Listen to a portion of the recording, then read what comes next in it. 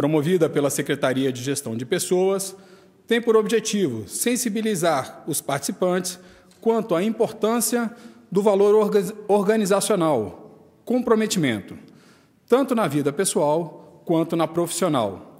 Além disso, visa fomentar o vínculo organizacional com o serviço público, estimulando os servidores a realizar esforço considerável em prol de seus órgãos e instituições, com o sentimento de lealdade e o desejo de contribuir, baseado no orgulho em permanecer na organização e em bem servir à sociedade.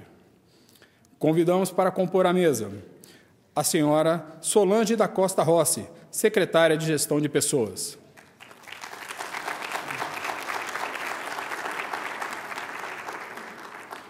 A senhora Valdelice de Oliveira Poncione, coordenadora de Desenvolvimento de Pessoas. E o palestrante desta tarde, Gabriel Carneiro Costa.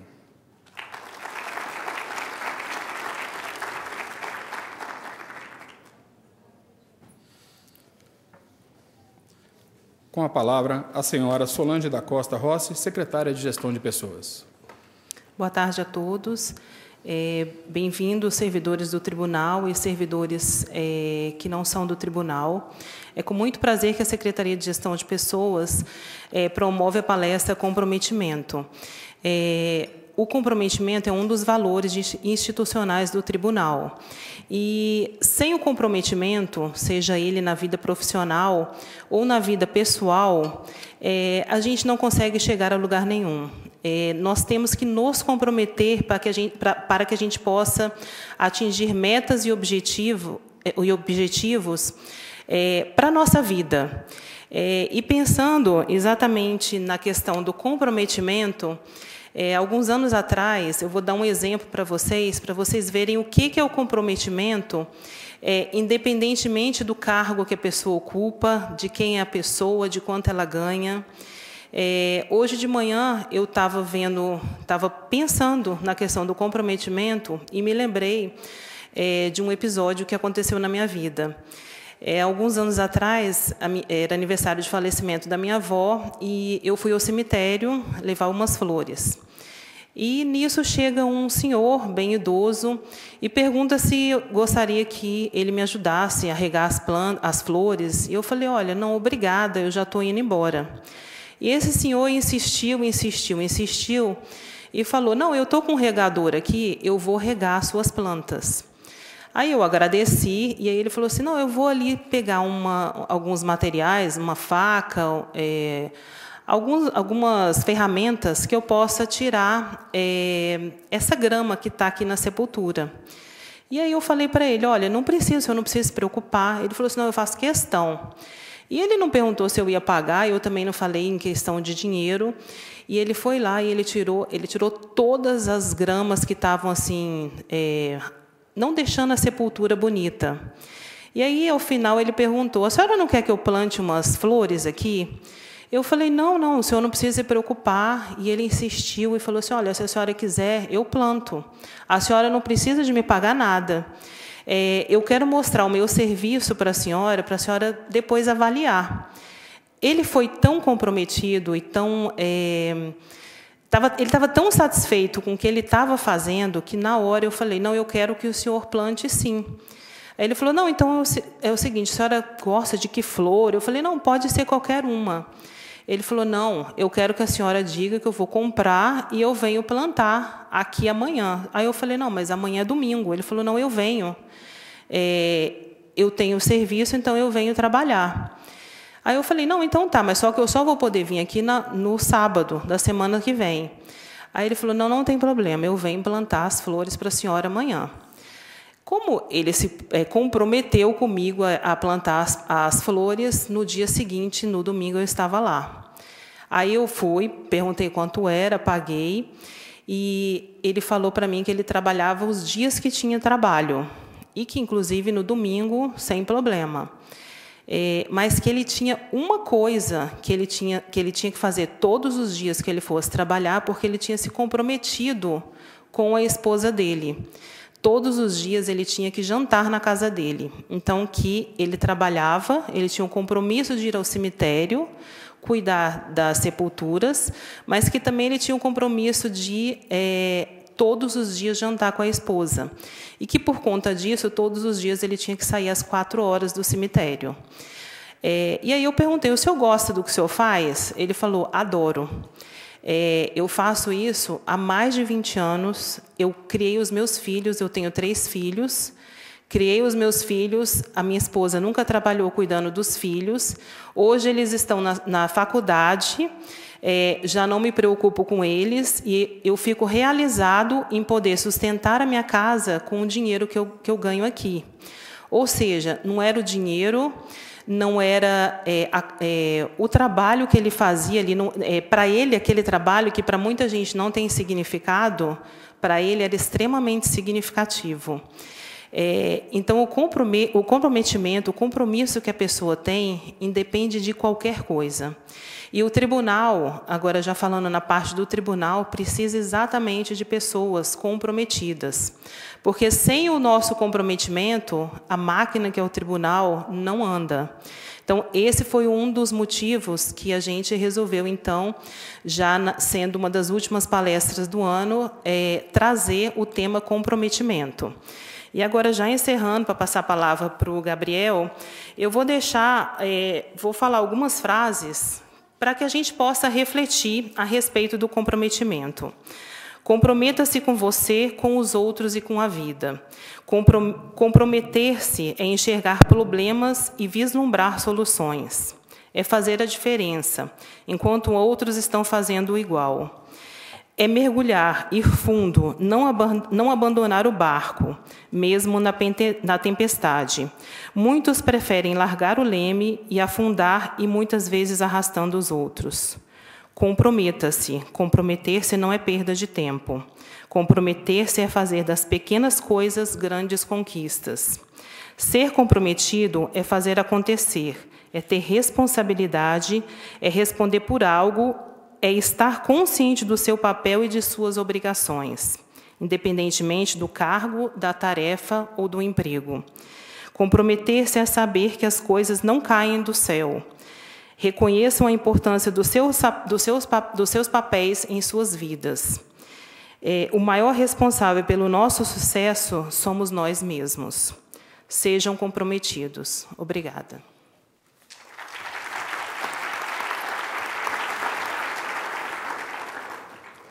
Convidamos, neste momento, a senhora Solange da Costa Rossi, secretária de Gestão de Pessoas, e a senhora Valdelice de Oliveira Poncione, coordenadora de Desenvolvimento de Pessoas, a ocuparem seus assentos no auditório para darmos início à palestra.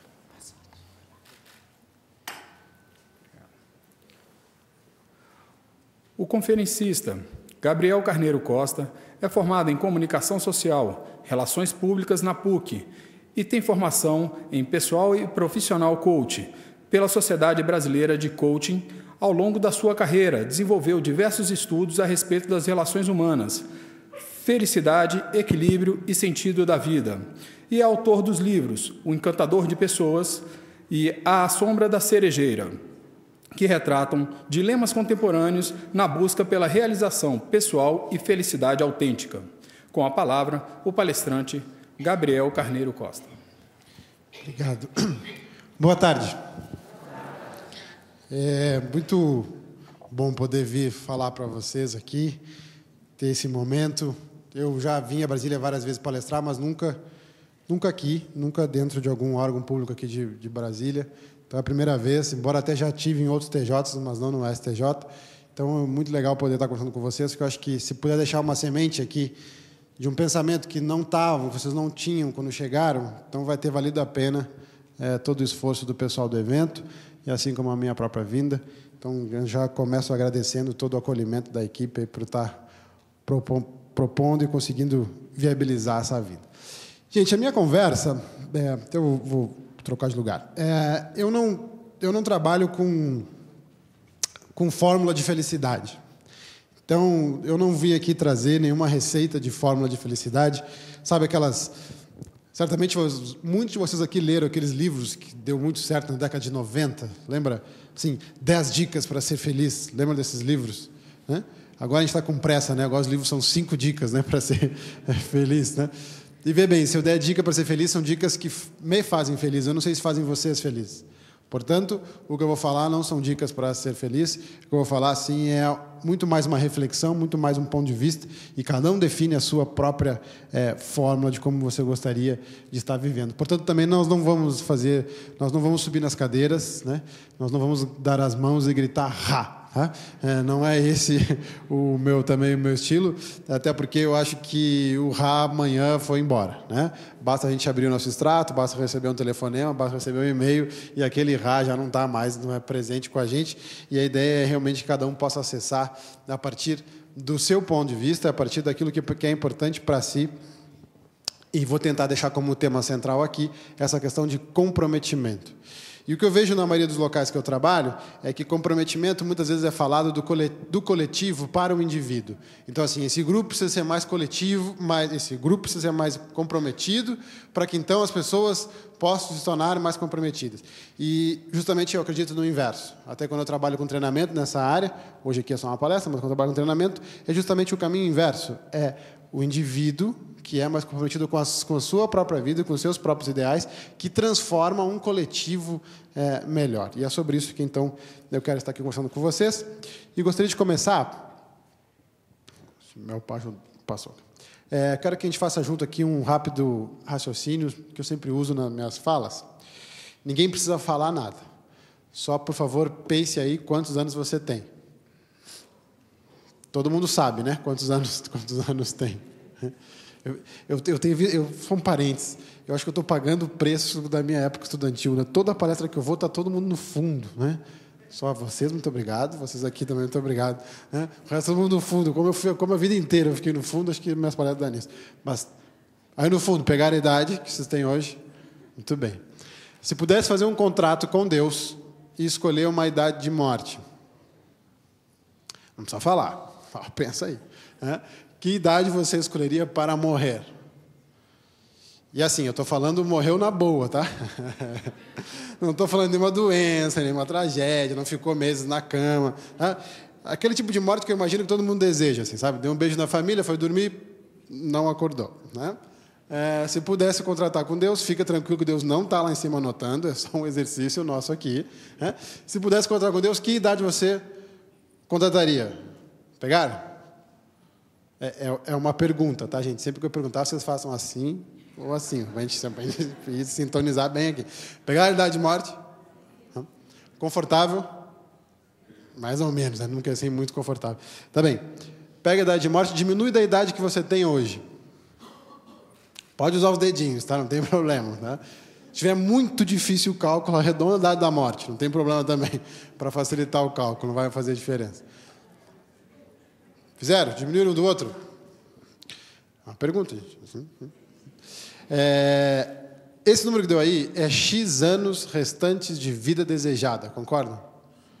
Eu não sei se você vai durar esse tempo de vida, não sei se eu vou durar o tempo de vida que eu desejo, mas o número que deu aí é X anos restantes de vida desejada. E é em cima dessa perspectiva que funciona o meu trabalho. Quem você quer ser nestes X anos? Uma pergunta importante. Alguém deu menos que 10?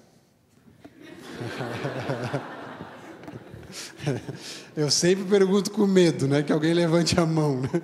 O que eu vou dizer para o cara? Mas, enfim, se ninguém deu menos que 10, temos tempo. É importante entender, porque a gente está vivendo uma época com a sensação, com a percepção de escassez de tempo. Que, na verdade, o tempo não mudou. O que mudou é que as opções que eu tenho para utilizar o meu tempo são hoje muito maiores, as cobranças para o que eu vou usar meu tempo são muito maiores, e dá a percepção de que a gente não tem mais tempo. Mas é muito legal poder olhar, tempo temos. Então, para quê? Para evoluir, para aprender, para se tornar, para mudar. Tempos temos. Agora, temos esse tempo, e o que é muito importante, a palavra que eu usei, a pergunta que eu usei no início é: quem você gostaria de ser nestes X anos? Que vem antes do que você gostaria de ter. E eu nem me refiro ao ter material, que isso é até mais óbvio. Me refiro ao ter circunstancial. Por exemplo, na carreira, as pessoas sabem na ponta da língua a carreira que querem ter, o cargo que querem ter, o salário que querem ter, o tipo de chefe que gostariam de ter, o tipo de equipe, colega que gostariam de ter. Isso tudo está na ponta da língua, certamente para vocês também. Mas quando eu pergunto, tá bom, cara, e que profissional você quer ser? A resposta já não fica mais tão na ponta da língua. Precisa pensar um pouco. Quem você quer ser? Que características você quer entregar? Se eu fosse fazer uma pesquisa com todos os teus colegas perguntando quem você é, a resposta que você acha que eles vão dar, te agrada ou não? Porque essa é a parte que você tem gestão. Quem você quer ser, você controla. O que você gostaria de ter, você influencia, você não controla. Ou seja, eu influencio poder ter isso, mas não controlo.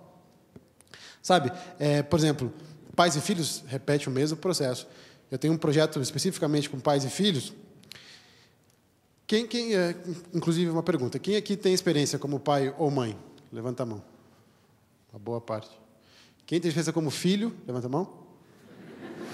Não levantou? Veio como? Então, é só para ver se estavam prestando atenção. Os pais sabem na ponta da língua os filhos que gostariam de ter. Chegam lá e falam, gostaria de ter uma filha assim, gostaria de ter um filho assado, gostaria que meu filho isso, que a minha filha aquilo. Muito bem. Isso você influencia. Se eles forem pequenos, você até influencia bastante, mas ainda assim é influência. Minha pergunta é o que você gere, e é que pai ou mãe você quer ser? Aí eu já preciso pensar um pouquinho sobre o assunto. Por exemplo, casamento é a mesma coisa. Aliás, os primeiros casais que eu atendi, já há muitos anos atrás, todos se separaram. E eu fiquei preocupado, né? Que esse negócio de educação emocional está dando muito certo ou muito errado, não sei, né? Mas eu chegava em casa e dizia para minha mulher, mais um que se foi, né? Anunciaram hoje que não vão mais ficar juntos, né?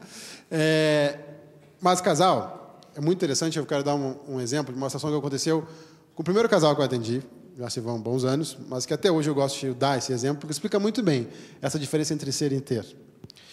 E esse casal tinha almoçado e tinham ido para o meu escritório logo depois do almoço. Aliás, geralmente, casal não chega como casal, né? Eles chegam, um está fazendo o processo comigo e chama o outro, em algum momento do processo. Não é uma regra, mas geralmente a mulher está fazendo o processo, né? E chama o marido, né?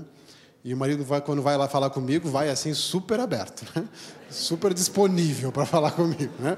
Chega assim e fala, não sei o que nós vamos fazer aqui, mas vim porque ela mandou. Falei, tá bom. E esse casal tinha brigado no almoço, foram lá logo depois do almoço para o meu escritório. Aí bastou fazer uma pergunta assim, olha, estou sentindo um clima. Pronto. Começou a briga, e casal brigando é muito engraçado, né? Quando nós não estamos dentro, né? Quando a gente está olhando a briga dos outros, é muito engraçado, né? E aí ficaram falando da briga e veja bem, eu não preciso saber detalhes da briga. As pessoas querem me contar detalhes dos seus problemas. Cara, eu não preciso saber detalhes do teu problema. 1h30 o tempo que a gente fica junto, não gaste o teu tempo me dando detalhes do teu problema, porque tem uma lógica muito simples. Eu não vou viver o teu problema. Eu vou viver o meu. Portanto, o que eu preciso é simplesmente entender o contexto do teu problema. Mas tem pessoas que gostam de ficar contando o problema.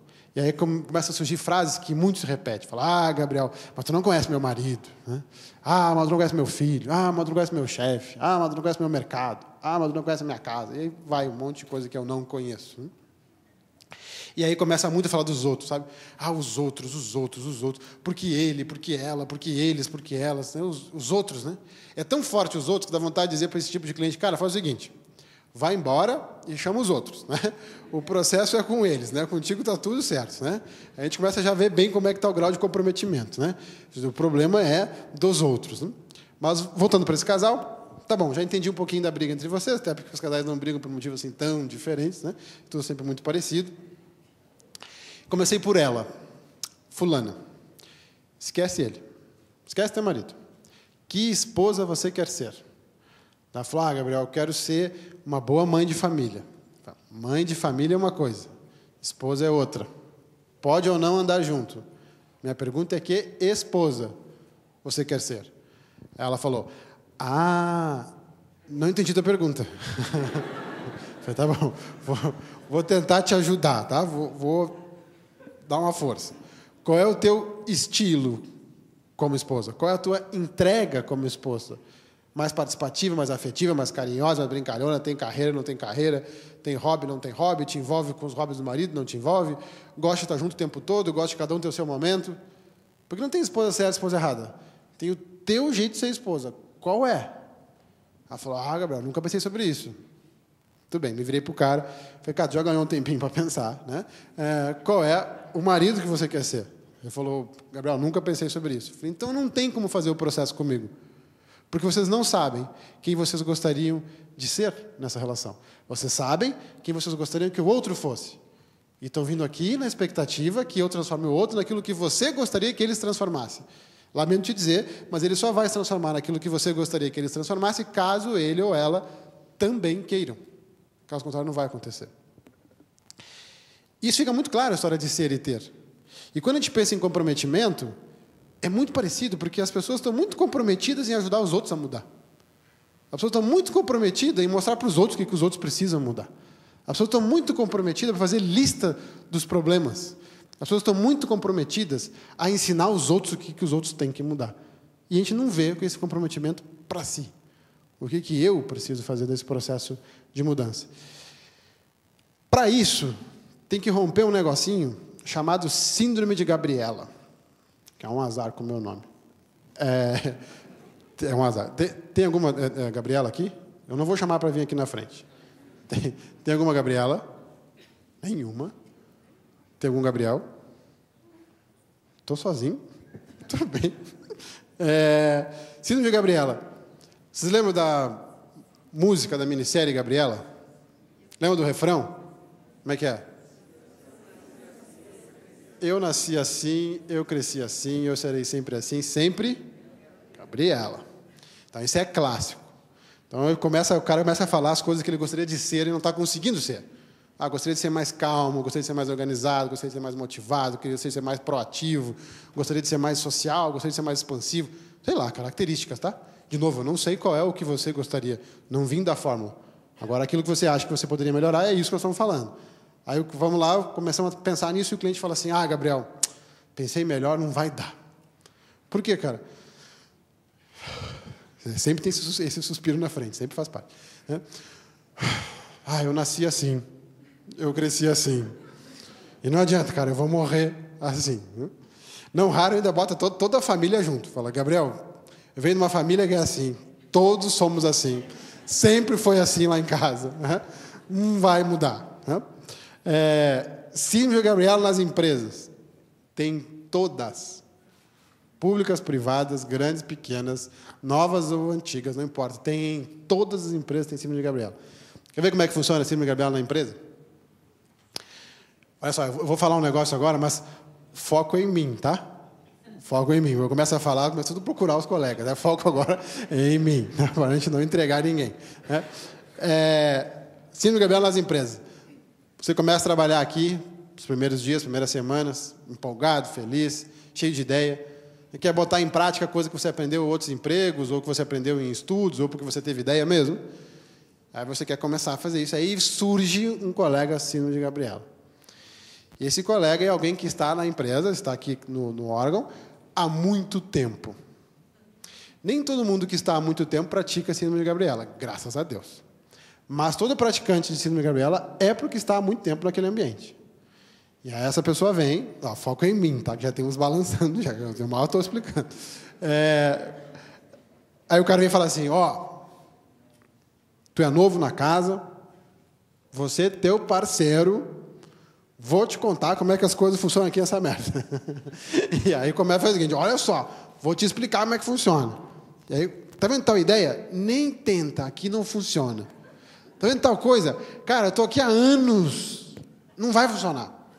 Você vai falar com o fulano, ele não vai aprovar. Trabalho com ele já não sei quantos anos.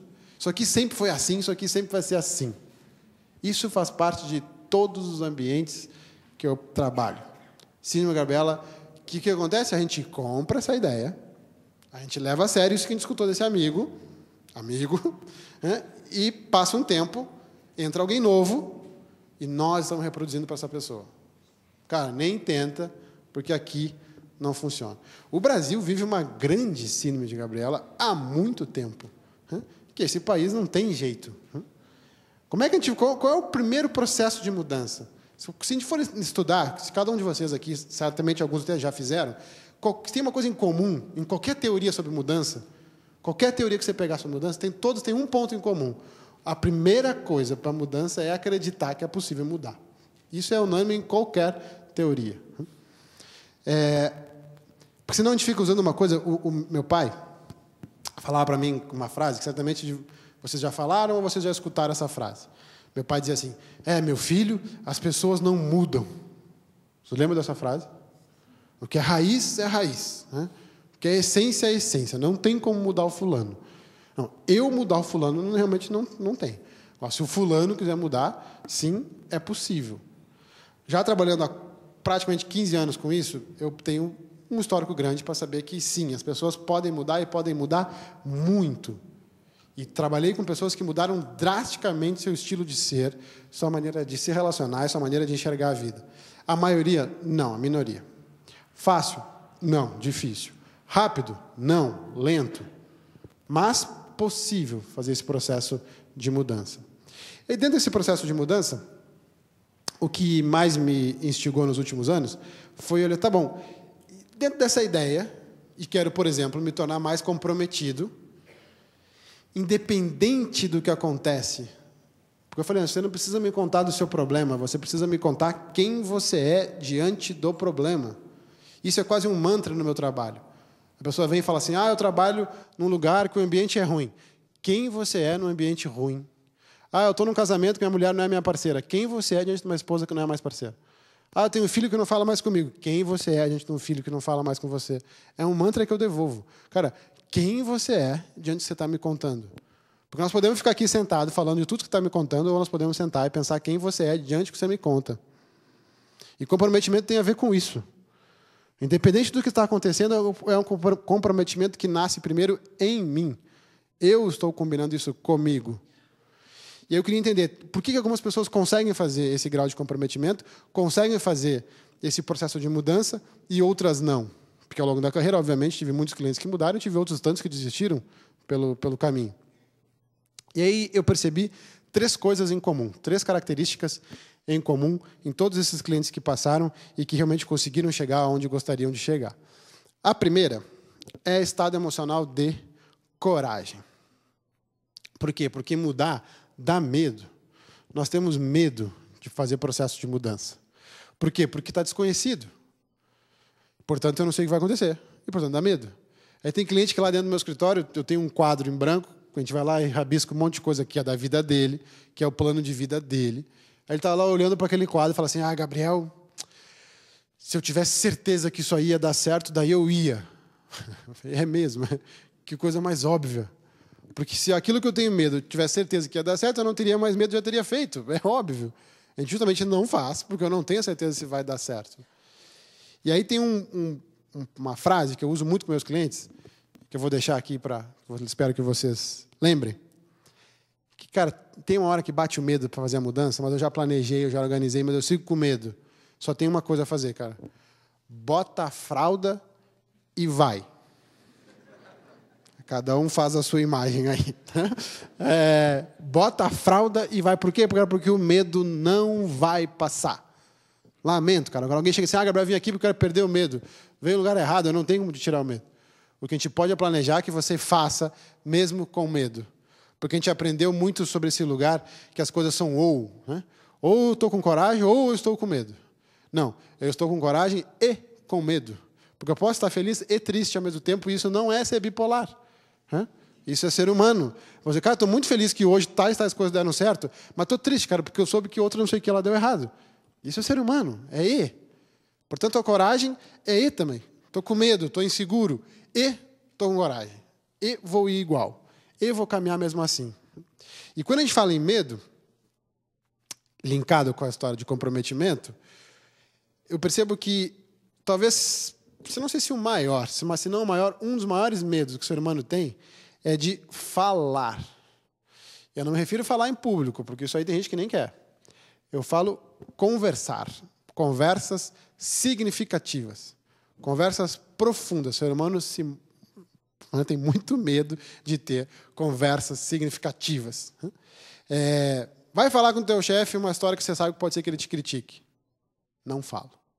Vai falar com a tua esposa um assunto que você sabe que talvez ela fique braba. Não falo.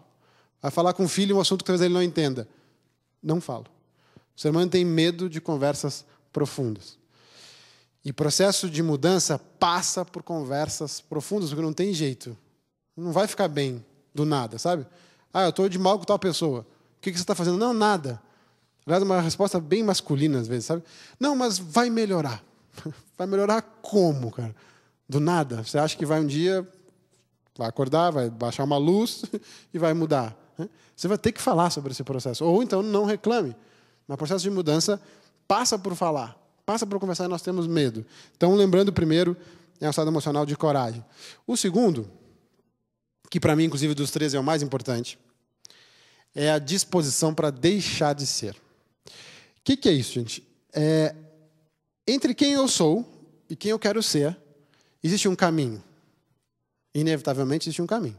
Entre quem eu estou sendo versus quem eu gostaria de ser, tem um caminho. Interessante é que as pessoas querem destino, mas as pessoas não querem caminho. As pessoas querem chegar, mas não querem passar pelo esforço disso.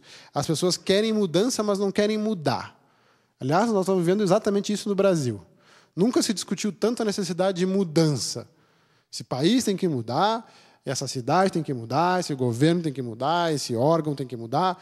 Aí, se o cara está empolgado, já vai para dentro de casa e fala que essa família tem que mudar, né? E que esse casamento tem que mudar, e que a escola do meu filho tem que mudar. Mas a gente não escuta no ouvido, eu tenho que mudar. Isso eu escuto muito pouco. Alguém chamando um grupo dizendo, cara, eu preciso mudar. Eu vim aqui falar para vocês do que eu estou me propondo a mudar. Isso a gente não escuta. E não só assim, não existe mudança sem mudar. Não existe. Comprometimento com mudança é comprometimento com mudar. Tá bom? O que eu vou alterar em mim? Para fazer essa caminhada. E nesta caminhada, eu muito mais deixo de ser do que sou. Pode parecer meio maluco, vou explicar. Eu ainda não sou quem eu gostaria de ser. Eu estou deixando de ser quem eu era. Gostaria de ser uma pessoa mais organizada. Eu ainda não sou o organizado que eu gostaria de ser, mas estou deixando de ser o bagunceiro que eu era. Eu gostaria de ser uma pessoa mais calma. Eu ainda não sou o calmo que eu gostaria de ser, mas eu estou deixando de ser o estressado que eu era. Todo cliente que entendeu esse fluxo curtiu mais essa caminhada. Porque mudança não é um episódio. Mudança é processo.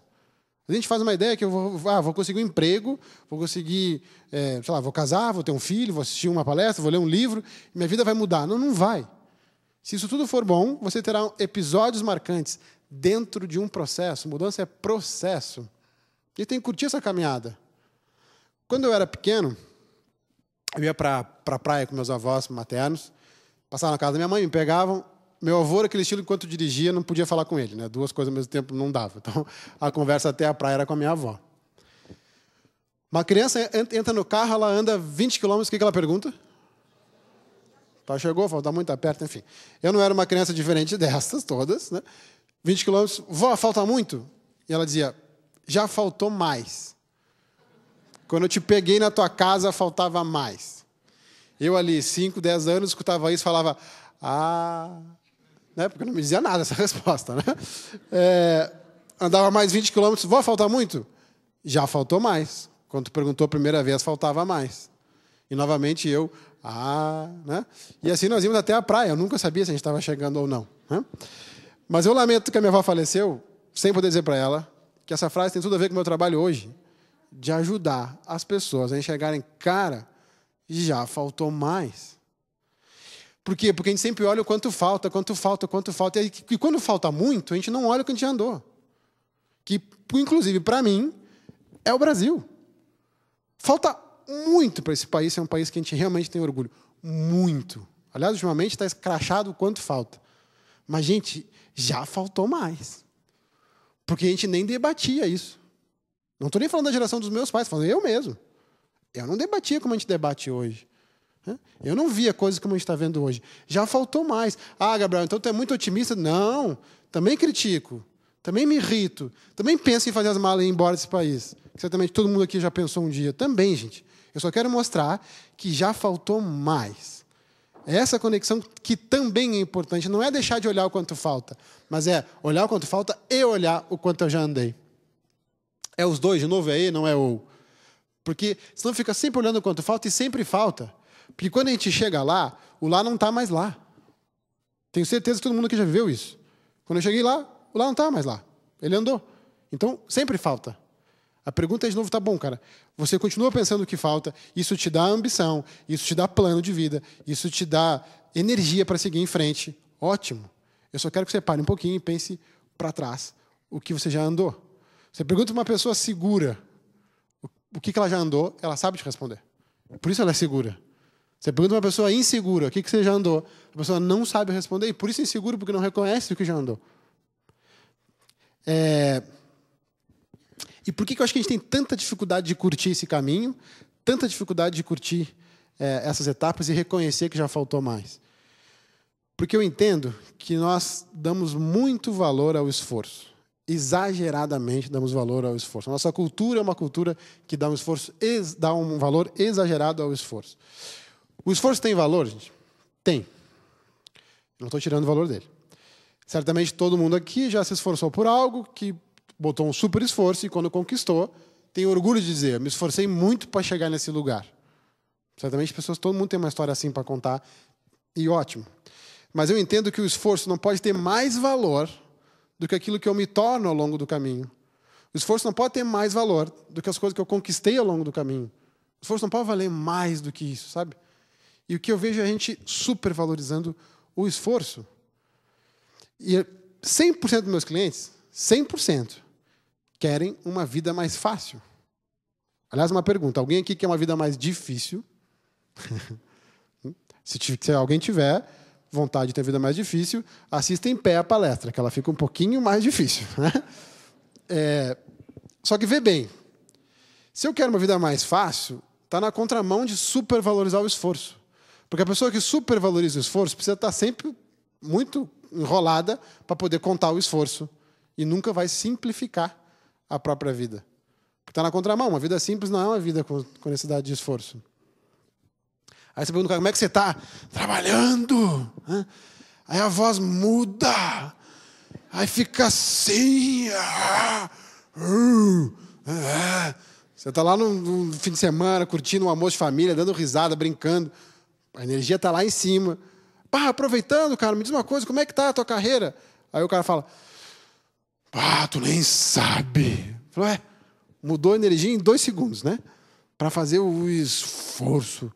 Porque nós somos todos aqui, independente da diferença de idade que a gente tem, toda a plateia e eu me incluindo, todos nós aqui ainda somos de gerações que fomos educados de que a vida com valor é uma vida com esforço. Foi assim que nos educaram. Se não se ferrar, não tem graça. Tem que se ferrar para ter valor. Entendeu? Você tem que suar para ter graça. Né? Você tem que comer o pão que o diabo amassou. Né? E quando a gente come, eita, gosto ruim esse pão. Né? Mas tem que comer ele. Né? Você tem que tem que sangrar. Né? Eu lembro do meu pai dizendo, tem que ralar a sola de sapato. Né? Meu pai falava muito isso. Né? Só que, graças a Deus, a gente tem uma geração mais nova, os adolescentes de hoje, dali para baixo, que já quebraram essa ideia. Porque o cara com 15 anos lança uma ideia na internet, bota no YouTube, bum, fica rico. Cadê o esforço? Cadê a sola de sapato? Né? Cadê o suor? Né? Então, essa lógica já está quebrando. Né? E que bom que tem uma geração que está quebrando essa lógica. Porque nós ainda pagamos o preço dessa lógica. Porque a gente não se dá nem o direito de manifestar a vida que a gente gostaria de ter. Vou explicar. Tenho certeza que todos aqui, independente se for trabalhando no órgão que vocês estão hoje, ou em outras atividades que já tiveram, independente. Todo mundo aqui certamente já viveu uma época, uma semana, uma quinzena, um mês, onde trabalhou muito. Levou o trabalho para casa, trabalhou de noite, trabalhou fim de semana. Porque, enfim, isso hoje faz parte da profissão de todo mundo. Mas certamente também todo mundo aqui já viveu uma semana, uma quinzena, um mês light. Que estava tranquilo, estava tudo tranquilo. Na semana que você estava lotado de trabalho, você fez questão de contar. Né? Neste tom que eu estava falando. Estou cansado, estou exausto. Né? E quando você estava na semana tranquila, light, já imaginou? Alguém pergunta, e aí, cara, está trabalhando muito? E você responda, não. Percebe? A gente não tem nem permissão para dizer isso. A gente não tem permissão para dizer, mas no fundo é o que todo mundo quer. Todo mundo deseja não se ferrar trabalhando, mas ninguém se permite dizer isso. E aí, tá muito corrido para ti? Não, para mim está bem tranquilo. Porque aí vamos ser julgados, né? Então é coisa errada, né? Tá trabalhando muito? Não, cara, só o necessário. A gente não tem permissão para dizer isso. Porque, de novo, a gente supervaloriza o esforço. Aí você chega pro cara e fala assim, cara, parabéns que você foi promovido. Mas tu não sabe o quanto eu me ferrei para ser promovido. Levei anos para me promoverem. Demorou para surgir uma oportunidade. Aí você fala pro cara, que legal o carro que você comprou. Mas tu não sabe quantas vezes eu paguei esse carro. Vou ficar mais sei quantos anos pagando esse negócio. O valor é do esforço. Né? Aí você fala, cara, que bonito teu filho. Mas tu não sabe como chora de noite. Né? Leva um pouco para ti. Né? Aí passar um dia na tua casa. O valor está no... Isso, quem tem filho pequeno lembrou. Né?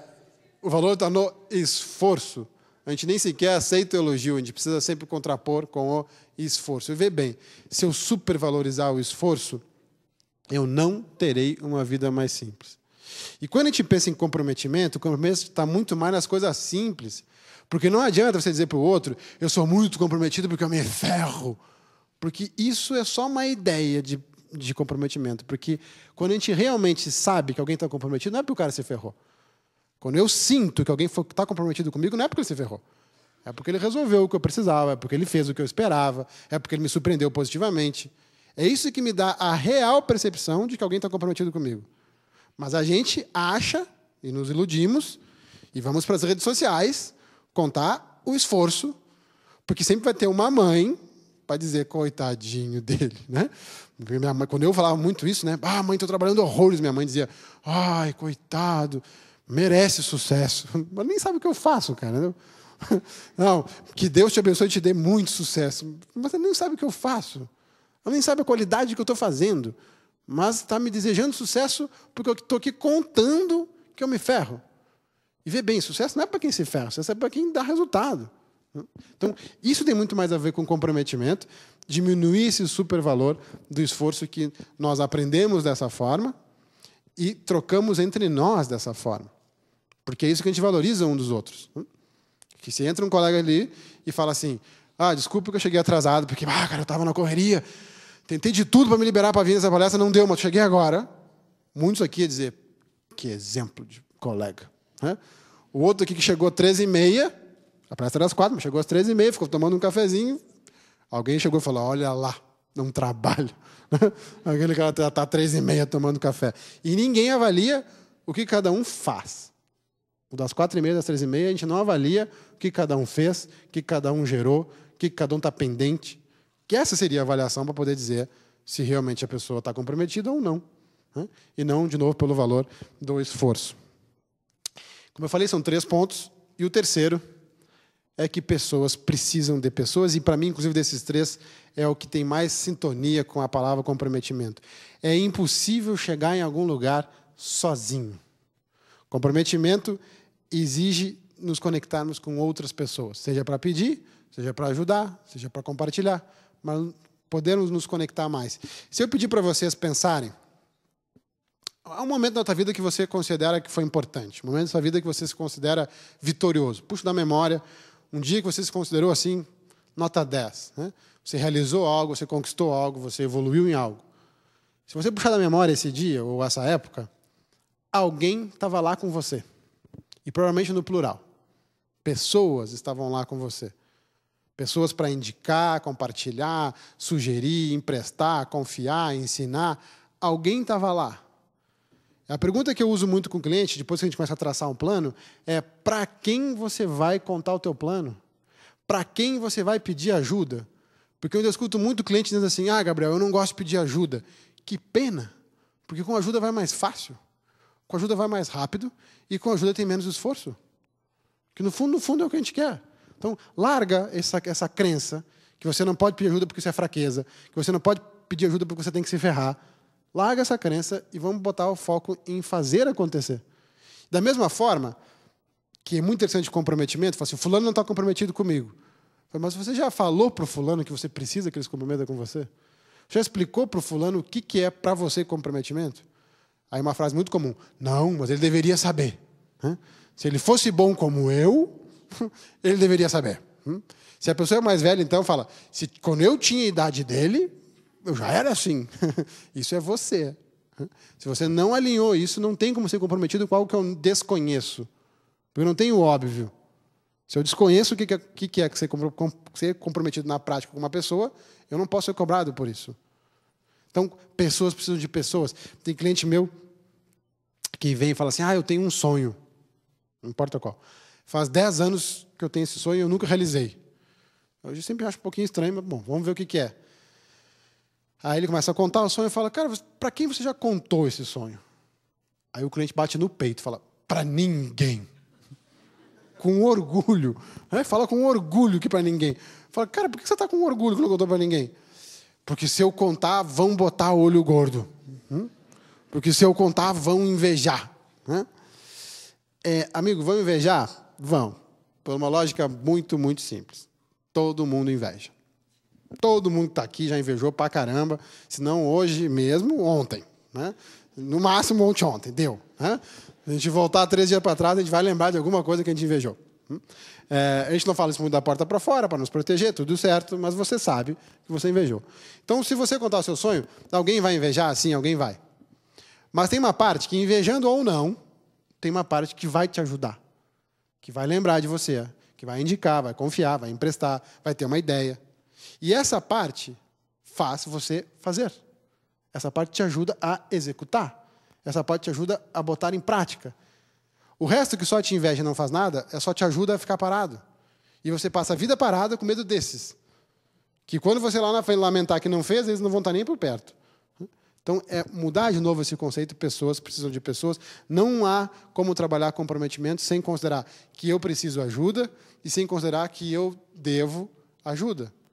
Você não tem como fazer o processo de comprometimento. E alinhar isso em termos de comunicação. O que é comprometimento para nós, o que é comprometimento na nossa relação, o que é comprometimento no nosso setor. Eu separei algumas outras premissas que eu considero importantes para a gente conversar aqui. Ser feliz dá trabalho. Essa história de realização pessoal profissional, nós passamos muito tempo tentando separar isso. Gerações e gerações separando isso, sabe? Vida profissional e vida pessoal. É uma só. E realização também é uma só. Não acredito nessa divisão de realização. O que eu acredito é fases na minha vida onde o que me realiza é mais a carreira. Fases na minha vida o que está me realizando é mais questões pessoais. Fases na minha vida o que está mais me realizando é questões da minha família. Ok. Mas a realização é a realização. Anda tudo junto. E quando a gente está mal numa área que é importante na nossa vida, a gente desconsidera a parte que está boa. E quem aqui já passou por processos mais depressivos, eu nem digo patologicamente, mas épocas mais tristes, certamente todo mundo aqui já passou por isso também, a gente nem reconhece o que está bom. Portanto, realização é realização. Eu me sentir melhor, mesmo que nesse momento da minha vida, a minha grande fonte de realização venha de tal área. Agora, dá trabalho. O problema é que nós, no Brasil, justamente por essa ideia de novo do esforço, temos esse conceito que dar trabalho é igual a me ferrar. A gente faz essa ideia. Vai dar trabalho. Ih, já fiquei cansado. A gente não gosta muito dessa ideia de dar trabalho. E, para mim, dar trabalho tem a ver com se dedicar. Dedicar. Não necessariamente se ferrar. Não necessariamente dor. Não necessariamente sofrimento. Mas se dedicar. Esse não tem mágica. Para você ir bem em alguma área da sua vida, você se dedicou. Você não nasceu assim. Qualquer coisa que você se considere bom, você se dedicou para ser bom nisso. Portanto, ser feliz tem muito a ver com dedicação. Trabalho no sentido de dedicação, não no sentido de sofrimento, não no sentido de dor, não no sentido de que, para ter graça, tem que ter sido uma história trágica para contar.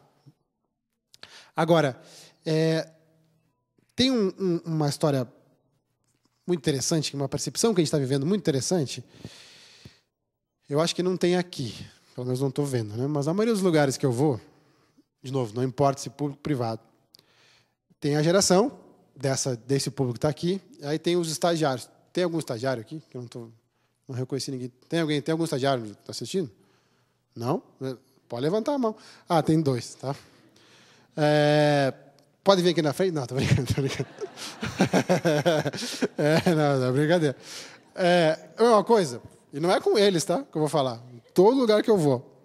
Aí tem a geração mais velha, fala assim, esse estagiário de hoje em dia, essa gurizada de hoje em dia não quer mais nada com nada. Essa gurizada de hoje em dia não quer mais trabalhar. Vocês escutam ou não escutam isso? Muito, né? Muito. Não querem mais trabalhar. E escuto, que eu sei. Bom, em parte, eu já vou explicar a outra parte para os críticos de plantão, tá? Mas, em parte, tá certo. Em parte, que bom. Eu já vou explicar o resto, que eu sei que a gente entende. Como assim? Em parte, que bom. Porque a gente precisa que uma geração venha com essa ideia. Por que eu digo isso? Porque esse pessoal, que mais ou menos tem uns 20 anos, são filhos de alguém de mais ou menos 40, 50 anos. Mais ou menos, mais para cima ou para baixo, não importa. E que quem são os grandes culpados dessa geração de 20 anos, de 15 anos não querer trabalhar? Os pais. Por quê? Porque os pais vieram da educação que tem que se ferrar. E esses pais chegavam em casa e diziam, filho, o pai está cansado de tanto trabalhar. Filho, o pai não vai poder brincar contigo, porque o pai está exausto. Filho, o pai tem que dormir, porque amanhã o pai acorda cedo para trabalhar, filho. Filho, desculpa se o pai foi grosseiro contigo, mas é que o pai está estressado com o trabalho. E o filho olhava isso e dizia, ferrou, porque um dia eu vou ter que ir para esse lugar. E essa geração, graças a Deus, falou, não, para esse lugar eu não vou. E é isso que nós estamos vendo nessa geração de hoje. Desta forma que tu escolheu, eu não vou escolher.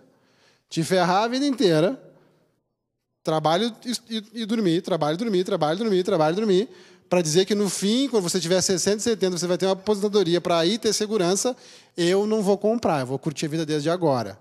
E essa parte eles estão cobertos de razão. Por quê? Porque isso dá qualidade de vida, isso é comprometer consigo mesmo. Tá bom. Essa é a parte que eu acho que eles têm razão. Qual é a parte que eu acho que a geração não entendeu a outra parte? É que, cara, muito bem, você, dessa geração, entendeu que você não precisa mais sofrer. Você entendeu que você não precisa deixar a parte boa da vida para o fim. Você entendeu que as coisas podem se equilibrar desde agora. Que bom. Só você não entendeu que dá trabalho. Você entendeu que do céu não vai cair. Que não vai ser do nada. Porque eu vejo muito nessa geração a ideia de que, como eu acho que eu sou bom, o mundo tem que me reconhecer. O mundo não vai te reconhecer porque você acha que você é bom. O mundo vai reconhecer caso você, na prática, for bom. É fazer essa distinção. E aí tem uma historinha que eu acho legal compartilhar com vocês. Eu acredito que a maioria conheça, até porque eu já soube que já veio aqui, um filósofo chamado Mário Sérgio Cortella. O Cortella é fantástico, eu sou fã dele há muitos anos já. É escritor, é filósofo, palestrante. E o ano passado a gente teve a oportunidade de trabalhar num projeto junto, durante 4 meses, em algumas cidades. Acabei convivendo bastante com ele. E um dia, num hotel, tomando café, ele falou, vou te contar uma história, já que tu tem filho pequeno. Aí ele contou a história, eu falei, Cortella, essa história é demais. É tão legal essa história que eu posso contar nas minhas palestras? Aí ele falou, pode, mas me dá crédito. Então eu estou avisando que a história que eu vou contar agora é do Cortella, não é minha, né? Para ficar isso bem claro. Bom, o Cortella tem 3 filhos já adultos. Mas quando os filhos eram pequenos, ele falou para os filhos, quando vocês fizerem 12 anos, somente aos 12, eu vou contar o segredo da vida. Imagina, filho de pai filósofo, escuta isso, né? Ficaram eufóricos, né? Com 12 anos eu vou descobrir o segredo da vida. É isso mesmo, filho. Mas somente aos 12, e um de cada vez. Quando o mais velho fizer 12, eu conto para ele não pode contar para os outros. Quando o meio fizer 12, o mais novo fizer 12. Combinado? Combinado. Aí, na madrugada que o mais velho fez 12, acordou eufórico, né? Feliz da vida, que ia descobrir o segredo da vida. Correu no quarto, chamou o Cortella, falou, pai, fiz 12 anos. Né? E o Cortella só de sacanagem, parabéns, filho, volta a dormir. Né? Não, pai, o segredo da vida. Né? Aí eu falei, é mesmo, filho. Aí o Cortella levantou, foi até a cozinha, falou, filho, antes de eu te contar o segredo da vida, eu preciso te explicar uma coisinha que vem primeiro. Pegou um copo, encheu de leite. Tá vendo esse leite, filho? Tô vendo, pai. Esse leite representa tudo que nutre a tua vida. Entendeu, filho? Esse leite aqui é o que nutre a tua vida.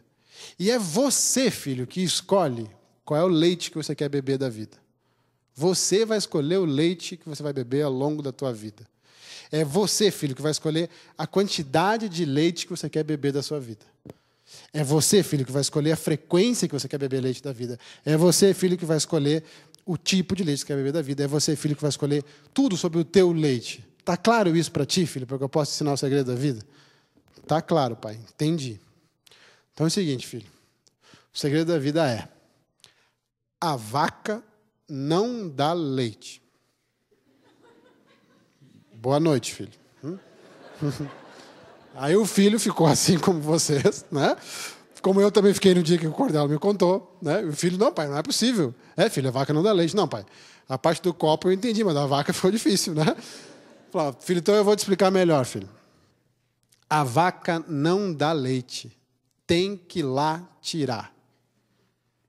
Percebe a diferença? Você escolhe o que você quer beber da sua vida, mas você tem que ir lá tirar. Por isso que eu falei antes do comprometimento que começa na esfera do indivíduo. Qual é o leite que você está se comprometendo que você quer beber? O tamanho dele, que eu não sei, porque é a tua fórmula de felicidade, mas o tamanho dele tem que ir lá tirar. Isso eu sei.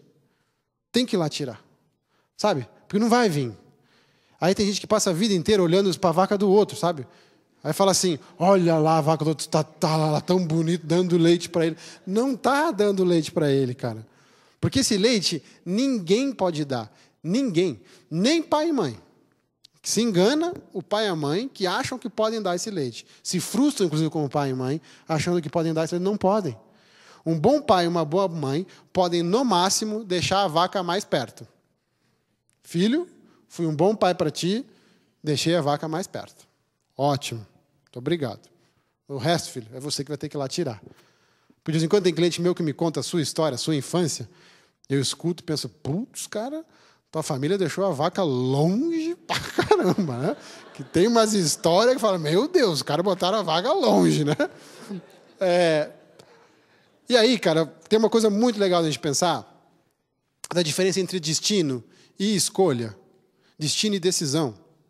Porque se você nasceu com a vaca perto ou longe, isso é destino. Agora, se você vai ir lá tirar ou não, isso é escolha. Percebe a diferença? Chuva é destino. Querer se molhar é escolha. A vaca perto, a vaca longe é destino, cara, você não tem como mudar. Se você veio de uma família pobre, ou que brigava muito, ou sem estrutura, ou que não te ajudaram, que seriam tudo conceitos de vaca longe, isso é destino, cara, você não pode mudar isso. Você nasceu com esta família. O que você pode escolher é quem você vai ser diante disso. Ir buscar o teu leite ou não. Porque senão, de novo, passa a vida dizendo, olha ali, fulano, a vaca está do lado dele, a minha está longe. E o cara passa a vida falando isso. Que todo mundo que ele acha que é feliz é porque tem a vaca perto. E ele é um infeliz, coitado, porque a vaca dele está longe.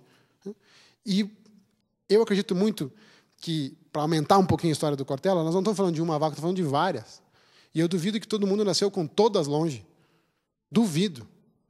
Então, é poder fazer esse olhar e dizer, cara, vai lá e faz, cara, o que você está querendo. Que tamanho é o teu leite? Não sei. Onde você quer chegar? Não sei. Eu só sei vá.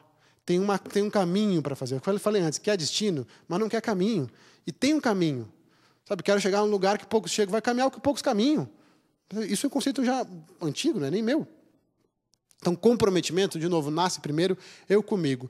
Quem eu quero ser para essa equipe? Quem eu quero ser para um órgão público? Quem eu quero ser? Porque nós podemos passar aqui, aliás, tranquilamente, dias de uma grande convenção, debatendo todas as coisas ruins do Brasil. Muito. Teremos muitas pautas.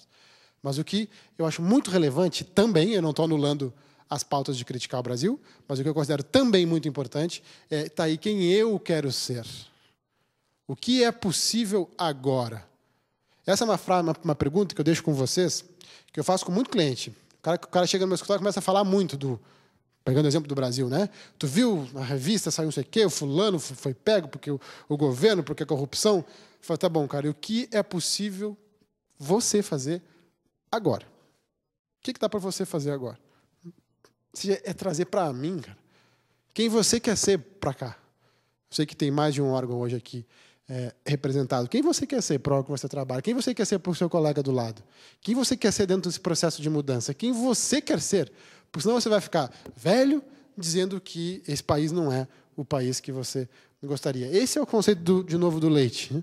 De novo, você pode ficar querendo dizer, meu leite é ficar falando mal dos outros. Né? Tá bom, mas é uma escolha sua. Né? Então, essa é uma premissa que eu achei importante. Outra premissa que eu achei legal de compartilhar é menos tempo pensando que somos felizes, ou menos tempo pensando que somos bons, ou menos tempo pensando que somos comprometidos, menos tempo pensando que somos algo, e mais tempo sendo este algo. Porque a gente está vivendo uma geração que gosta muito de pensar que é. A gente está vivendo uma geração que gosta muito de parecer ser. Se eu parecia ser feliz, mesmo que eu chore de noite, está valendo. Se eu parecia ser rico, mesmo que esteja endividado, está valendo. Se eu parecia ser bom, mesmo sabendo que, na verdade, eu não fiz bem feito, está valendo. Uma geração de parecer ser. Uma geração muito em busca de aparecer. Nós estamos precisando ser vistos. Nós somos uma geração que mais precisa ser vista é a nossa. Nós precisamos ser vistos o tempo todo. E as redes sociais deixaram isso muito mais à flor da pele, que eu não sei o que vem primeiro, mas tem uma ligação muito grande com as redes sociais. Se a gente pensar em termos de humanidade, a rede social não é nada. Quantos anos existe a rede social? 15 anos? 20 anos no máximo? Não é nada, na história da humanidade não é nada. Ou seja, isso aí nós estamos recém engatinhando para ver o que vai acontecer. Talvez nossos filhos, nossos netos vão entender para que serve isso. Aliás, uma pergunta. Quem aqui não faz parte de nenhuma rede social? Levanta a mão. 1, 2, 3, 4, 5, 6, 7, 8, 9. Vocês vivem como? Geralmente bem, né? Geralmente a resposta que a pessoa me dá é muito bem, não faz falta nenhuma, e é verdade, não faz falta nenhuma. Né? Quem mesmo tendo, se fez um dia, vou me dar aqui 3 dias, não vou entrar. A gente nota que não muda nada a vida. Né? Faça experiência quem está lá. Vou dar 3 dias. Né? Saio hoje daqui. Só terça-feira eu vou ligar de novo o Facebook. Não vai mudar nada a sua vida. Nada. Né? Mas a gente está lá. Eu também estou lá. Né? Só que o Facebook virou uma coisa muito interessante. Né? Eu nunca vi no Facebook. Vê se alguém já viu. Eu nunca vi. No Facebook alguém postar uma foto assim. Por exemplo, um prato de feijão com arroz, requentado no micro-ondas, enquanto eu janto sozinho, vendo o Faustão. Que horror, né? Eu peguei pesado, né? Mas não vejo isso no Facebook, não tem isso no Face. O que está no Face? Um prato bonito, né? O caramelo assim que cai em cima do prato. Se estiver tomando um vinho, bota o rótulo virado para frente na foto. Né? Se for caro, então destaca bem esse rótulo, né? Ainda bota embaixo assim, jantar romântico com meu amor, né? O amor não está nem aí para janta, né? Está lá no WhatsApp, não está nem aí para jantar romântico com meu amor. Né? Isso é parecer ser, isso não é ser. Isso é parecer ser. Toda vez que eu busco parecer ser, gente, eu preciso que os outros me reconheçam. Porque se eu estou fazendo algo para parecer, eu preciso saber qual é o jeito que eu vou saber que deu certo, quando alguém diga, eu te vi. E nós estamos tão maluco, que a gente posta algo e fica esperando que alguém específico curta. A gente posta, aí tem lá 15 curtidas, a gente olha, mas ele ainda não curtiu.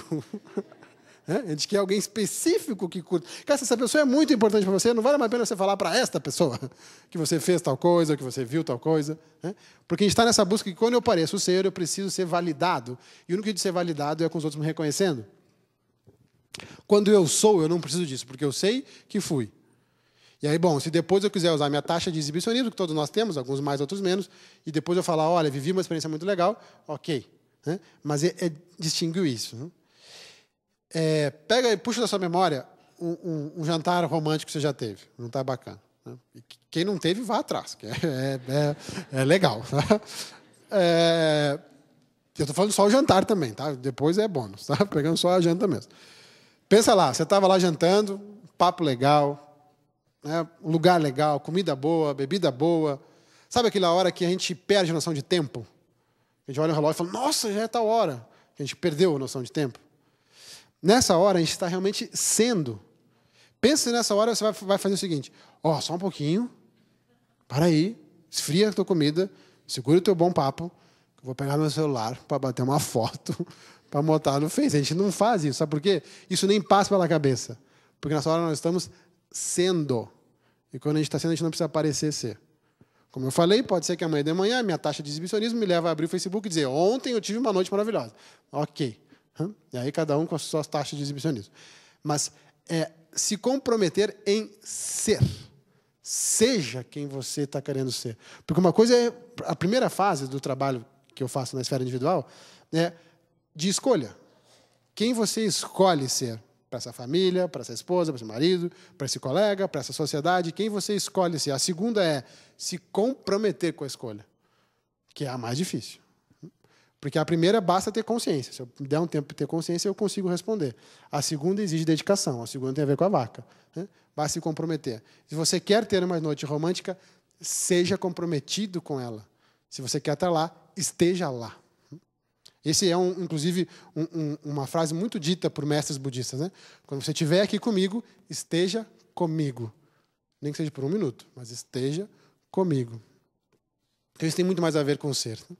Então, se você está aqui para fazer algo, se você está aqui, se você tem principalmente para aqueles que entraram no órgão público movidos por um ideal. Agora eu quero fazer um comentário que não sei se vai servir para todos, espero que para a maioria, mas se você entrou num órgão público também movido por um ideal, e não somente por um salário seguro, porque esse eu sei que é uma qualidade que realmente leva muita gente a isso, e tudo certo, mas se você também foi movido por um ideal, cadê este ideal? Cadê o comprometimento com esse ideal? Porque o tempo passa, a gente murcha, estamos nós falando, síndrome de Gabriela, esse país nunca vai mudar, esse órgão nunca vai mudar. E aquilo que me trouxe aqui, aquele ideal, tu vê, não tem como fazer.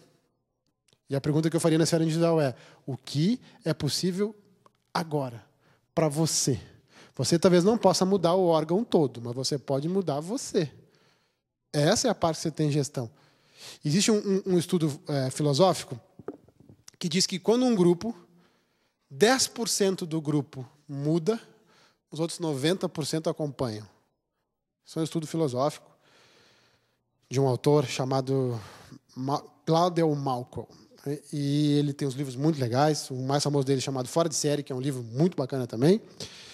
E ele define que as mudanças ocorrem quando 10% de um grupo decide mudar. Quando 10% do grupo muda, os outros 90% mudam. E a impressão que eu tenho é que nós, no Brasil, ainda não temos 10% da população que realmente quer fazer um país diferente. Mas acho que já faltou mais. Porque acho isso mais presente, esse discurso. E se esse filósofo estiver certo, quando nós chegarmos em 10%, então talvez a gente realmente muda. E isso não tem nada a ver com o governo. Porque o governo é simplesmente um espelho da gente. Tá fácil falar mal do governo, porque o governo está fazendo bobagem pra caramba mesmo. Nunca se viu tanto. Eu não sei se já fez mais ou fez menos, não sei dizer. Mas nunca se viu tanto como está se vendo agora. Então fica fácil fazer essa crítica. Mas o governo é um espelho da gente. Porque nós, brasileiros, ainda somos muito antiéticos. Nós ainda somos muito antiéticos. Nós todos, eu me incluo. Nós ainda somos. Então, é puxar para nós a mudança que a gente quer ver. Quero ver uma mudança nesse país. Seja você a mudança que você quer ver. Quero ver uma mudança nesse órgão. Seja você a mudança que você quer ver. Gostaria que esse órgão fosse mais alto astral. Seja você mais alto astral. Gostaria que meus colegas dessem mais feedback. Dê você mais feedback. Gostaria que aqui pudesse falar mais inovação. Seja você alguém que fala mais inovação. Seja você a mudança que está falando. Aí fala assim: Gabriel, mas não é fácil porque tu não conhece onde eu trabalho. Pronto, começou a novela que eu escuto de todo aquele que vai passar a vida falando essa novela. E não é uma mentira isso. Ele não está louco dizendo isso. Só que ele se agarra a isso e vai com esse discurso a vida toda. E o que me interessa é o cara que fala: ok, é verdade, lá no meu trabalho é muito difícil, mas vamos tentar. É esse conceito, de quebrar essa lógica. Senão a gente fica falando só mal dos outros. E nós somos ainda muito corruptos. Nós somos ainda muito antiéticos. A população é muito. Sabe, aquela vaga que está lá escrito que é uma vaga para o deficiente, ela não é tua. Nem por 1 minuto. Ela não, a menos que você seja deficiente, obviamente. Senão, ela não é sua. Mas se eu for pegar um documento, ela não é tua. Sabe? Aquele troco que você viu que estava errado e você embolsou. Esse dinheiro não é teu. Mas é que eles cobram o olho da cara. Não interessa, o dinheiro não é teu. Mas ele já tem muito lucro, não interessa. O dinheiro não é teu. Percebe? Qual a diferença disso para aqueles governantes que a gente xinga? Só tem uma diferença: acesso. Aquele carinha lá acessa milhões. Você acessou o troco da esquina. Acesso. O movimento é o mesmo. A crítica interna é a mesma. Sabe? Porque a gente começou a colocar... A gente viu uma geração que colocou muito preço no valor, sabe? Não, eu não sou a favor de roubar, mas se for assim para roubar uns milhões, daí até vai. Né? Você colocou preço no seu valor, cara. Entendeu? Você precificou aquilo que para você é importante. Então, esse é o meu convite sobre ética. Esse é o meu convite sobre criarmos um ambiente mais éticos, mais corretos, que estimule um ao outro, porque a gente também não foi educado. Todo mundo aqui, de novo, vem de uma geração que a gente não aprendeu sobre isso. Nossas famílias faziam um monte de coisinha achando que estava bacana. Nossa família fazia um monte de malandragem achando que estava legal. No colégio não se estudava a ética. Isso é muito recente. A parte que estudava na ética era aquela coisa chata da história da ética, não era no exemplo prático. Não era esse exemplo que eu estou falando agora. Que a gente vê hoje os pais começando a mostrar para os filhos. Por isso que eu falo que já faltou mais. Mas é isso. É esse grau de comprometimento. E aí, gente, por isso que eu falei um recado especial a quem entrou para o Ideal, porque vocês estão num lugar que é berço para fazer um processo de mudança. É berço. Ah, vocês são responsáveis? Claro que não. A população toda. Que esses 10% seja. Mas vocês estão num lugar que é berço. Então, de novo, é destino você estar aqui? Pode ser. É destino o país estar no caos que está? Pode ser. A minha pergunta é o que você escolhe diante desse destino. Ser um agente transformador ou não. Se comprometer com isso ou não. Convidar os colegas a se comprometer com isso ou não. Ou você vai seguindo... Porque senão... Esse é o grupo. O outro grupo que não se compromete com isso é aquele grupo que fica dois tipos clássicos nesse outro grupo aqui. O síndrome de Gabriela, já falei, então não tem saída.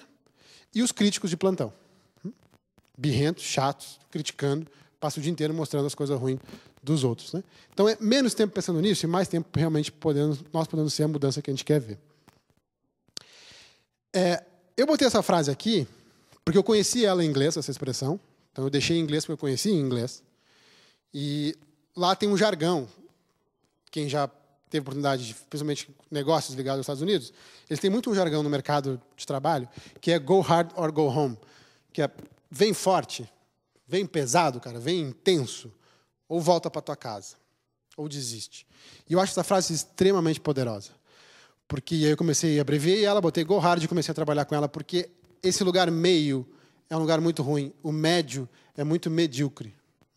Medíocre. Porque o médio nos acomoda. Ele fala assim, não tenho do que reclamar. Não tenho do que reclamar, não é estar bom. Podia estar pior. Sim, sempre poderia estar pior. Como sempre poderia estar melhor. Aí você pergunta para o cara, como é que está teu casamento? Tá mais ou menos. Tá ruim esse casamento. Não? Como é que está o teu trabalho? Médio. Tá ruim o trabalho. Você cuida da sua saúde? Meio que cuido. O que é meio que cuida da saúde? Cuida num dia ou cuida no outro? Você vê seus amigos? Meio que vejo. Não vê. Coitado do amigo que meio que é visto. Né? Porque esse lugar meio é um lugar que a gente se acomoda. Gabriel, mas dá para ser go hard em tudo? Não. É claro que não. Não temos tempo nem energia para ser go hard em tudo. Agora, naquilo que você escolheu, que pelo menos esse ano, aquilo que você escolheu, que pelo menos nesses próximos tempos, você quer se comprometer, bom, nesta você vai ter que ir intenso. Neste é go hard. Porque não tem escapatória. De novo, as coisas não caem do céu. É estar conectado com isso. Quem aqui já participou de reunião, onde na reunião nós vamos discutir quadro de funcionários, né? Vamos falar da equipe. Começa a falar da equipe, a gente fala dos bons, vamos promover, vamos reter, vamos elogiar, vamos incentivar. E a gente fala dos ruins. Né? Vamos treinar, vamos xingar, vamos chamar para perto, vamos conversar. A gente não fala dos meios. Porque quando chega na hora de falar do Joãozinho do meio, a gente fala, cara, acabou nosso tempo, depois a gente fala dele. Entendeu? Porque ele é meio. E esse cara mofa nesse lugar meio. E o meu convite é, cara, eu não sei de novo o que é a tua forma, eu não sei de novo o que é que você gostaria de se comprometer, eu não sei de novo o que você gostaria para o órgão que você trabalha, mas se você quer realmente se comprometer com isso, tem uma coisa que parte primeiro de você. Porque, de novo, é muito fácil dizer, eu não sou comprometido porque eles, porque elas, que é outra coisa que eu escuto muito. Eu até seria comprometido, mas no meu setor não dá para ser comprometido, porque afinal tu não conhece os colegas que eu tenho. Né? E, de novo, o comprometimento não nasce aí. Primeiro se cometa com você. Né? É pela tua história. Né? É pelo teu grau de intensidade que você vai jogar, né, na tua caminhada. E já indo para os meus recados finais, tudo isso, gente, eu queria poder trazer uma ideia final. A Zoom é uma entidade que eu fundei ano passado, fica lá em Porto Alegre, eu não participo quase da operação da Zoom, não vem ao caso aqui, quem quiser saber, depois eu por fora explico. O que eu acho importante, que é legal de compartilhar aqui, é essa hashtag é aquele joguinho da velha, para quem não se modernizou ainda, Zoom Lado Bom. Porque a Zoom nasceu de um movimento nas redes sociais, com essa hashtag. Depois que virou um negócio. Porque no começo era simplesmente quase que uma brincadeira entre nós. E por que Zoom Lado Bom? Porque eu comecei a me dar conta que eu precisava ajudar meus clientes a enxergarem o lado bom da vida deles, que geralmente está do lado deles, mas não estão vendo. Como também ocorre comigo. E uma pessoa que ela consegue enxergar o lado bom da vida dela, ela fica mais confiante. Uma pessoa mais confiante age mais. Uma pessoa que age mais, conquista mais. Portanto, quando a gente olha a cadeia, eu comecei a perceber que Zoom Lado Bom era algo que estava lá na base. Aprender a ampliar o lado bom. E vê bem, Zoom é ampliar. Zoom não é criar. Zoom não é criar o lado bom. Zoom não é negar o lado ruim. Porque eu sou contra, de novo, aquela ideia que eu falei no início. Né? Não vejo os seus problemas. Não dá, eles voltam. Você tem que ver para poder arrumar. Zoom é ampliar. E meu convite é, o que você amplia? O bom ou o ruim? Porque tem gente que parece que acorda pensando o que eu posso ampliar de ruim hoje. E aí ele sai o dia inteiro dele pensando o que eu posso ampliar de ruim. Então ele mal vê uma coisinha, ele fala, viu, aquilo ali é muito ruim. Aí o outro que nem viu, ele chama o outro e fala, tu viu aquilo ali? Não tinha visto. É uma porcaria.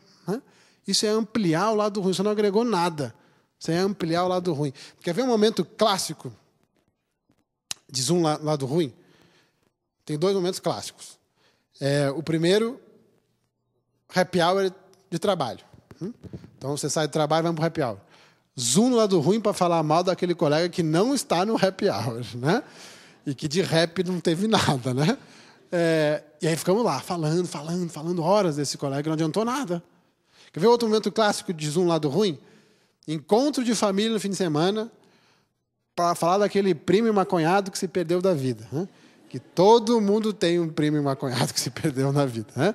Nós vamos falar dele, nós vamos ficar lá fazendo Zoom lado ruim, dizendo, coitado, não fez escolhas decentes, se perdeu na vida, né? Até agora não conseguiu se arrumar, já tem não sei quantos anos. Né? E ficamos falando, o cara não está lá para ouvir, né? E nós não estamos dando algo prático para que ele mude, e a gente vai embora no fim do dia com aquela sensação de vazio. Eu tenho certeza que vocês já passaram por isso. Passei o domingo inteiro e saio com a sensação de vazio. A pessoa fica fazendo Zoom lado ruim. Dos outros ainda. Então, o meu convite é fazer Zoom lado bom. O que você amplia. Porque sempre tem lado bom. Isso não é fazer um excesso de otimismo. De novo, isso não é deixar de enxergar o ruim. Isso não é deixar de debater o ruim. Mas é o que você amplia. Porque nós, de novo, não fomos ensinados a isso. E quem tem filho, principalmente pequeno, fica o meu convite. Ensine seu filho a dar Zoom lado bom, porque nós não fomos ensinados. Como? Chama o filho. Filho, o que teve de bom no teu dia? Filho, o que tem de legal na nossa casa? Filho, fala uma coisa legal da tua escola. Filho, fala uma coisa legal aqui nessa sala. Filho, fala uma qualidade do pai e da mãe. Filho, fala uma coisa... Provoca o pensamento para o olhar do bom. Porque, de novo, a gente não faz isso. A gente não cresceu com esse olhar. A gente cresceu com o olhar do ruim. Porque qual era o assunto na casa de vocês? O ruim. O problema, a dificuldade, a crítica dos outros, isso é o que pauta dentro das famílias. Por isso a gente foi educado a dar um lado ruim, a gente não foi educado a dar um lado bom. Então, que a gente possa ensinar isso para os filhos e que a gente possa promover esse espaço para nós. Que momento eu posso parar e olhar um lado bom? Tem muita coisa que às vezes não é agradável, mas são boas. Vê bem, não é agradável, mas são boas. Eu, inclusive, tenho uma opinião que é minha, de que muito da crise que a gente está vivendo no Brasil não é nada agradável, mas está sendo bom. Acho que lá na frente vai demorar, infelizmente. Mas na frente nós vamos... Porque nossos filhos vão estudar isso que nós estamos vivendo, né? Nossos filhos vão estudar isso que está acontecendo. Que não é agradável, mas é bom para uma história de uma mudança. Né? Então, poder fazer essa leitura. Qual é o lado bom? Qual é o lado bom de trabalhar onde você trabalha? Porque se você trabalha aqui há mais tempo, existe uma alta possibilidade de você não saiba responder isso. Você vai ter que fazer um exercício. E se você realmente tiver que fazer um exercício para pensar qual é o lado bom de onde você trabalha, que pena, porque você já está murchando e não está vendo. Porque qual é o lado bom? Ah, Gabriel, mas tem um monte de problema. Ok. Amanhã nós podemos até falar dos problemas. Agora eu estou te perguntando o lado bom. Porque comprometimento se faz muito mais fácil pelo bom. Comprometimento se faz muito mais fácil por alguém que está puxando, alguém que está de bem com a vida. Alguém que está otimista com a vida. E essa pessoa puxa muito mais fácil o comprometimento do que o ranzinza, do que o chato, do que o crítico. Porque esse cara vai tentar fazer o comprometimento e não vai conseguir, na prática, exercer comprometimento. Então, esse é um pensamento que eu queria que a gente ficasse juntos, pensando um lado bom, seja da crise desse país, um lado bom de onde você trabalha, um lado bom das suas questões pessoais e íntimas que você tem, né, na sua vida. E aí, para terminar, eu queria deixar aqui uma mensagem final para vocês.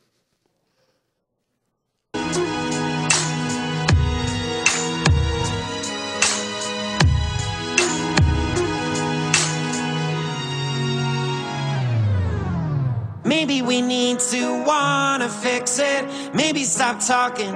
Maybe start listening. Maybe we need to look at this world less like a square and more like a circle. Maybe, just maybe, God's not unfair. Maybe we're all his kids and he's up there. Maybe he loves us for all our races. Maybe he hates us when we're all so racist. Maybe he sees us when we don't care. That it's heaven right here, but it's hell over there. And maybe the meek will inherit this earth, cause it was written before, so everything changes and nothing stays the same. No, everything changes. And if you feel ashamed, maybe you should change this before it gets too late. Maybe you should change it. My brother, we're standing at the gate. Oh, everything changes, changes, changes. Maybe you should change it. Changes, changes. Everything changes, changes, changes. Everything changes.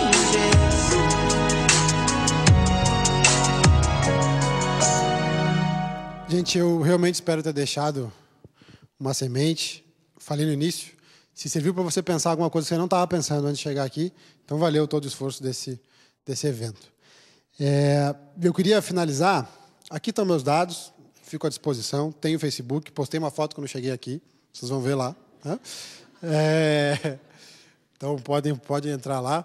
Gabriel Carneiro Costa 2, tá? Porque no outro não tem mais como adicionar.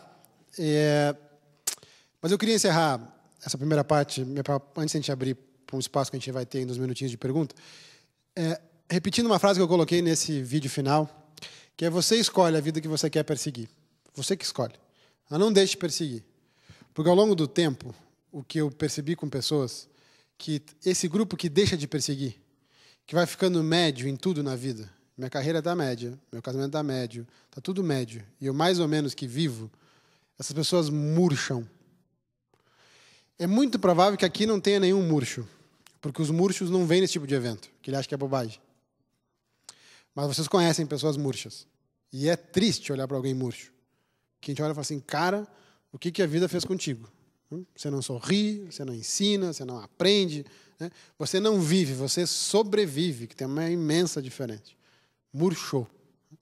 Então o meu convite é que a gente defina qual é o teu leite, defina qual é a tua fórmula, defina quem você quer ser nesse lugar, quem você quer ser para as pessoas que estão à tua volta, e te comprometa com isso, para que a gente não murche, porque para mim, de todos, viver ainda é o melhor dos remédios. Então, muito obrigado, valeu. Obrigado.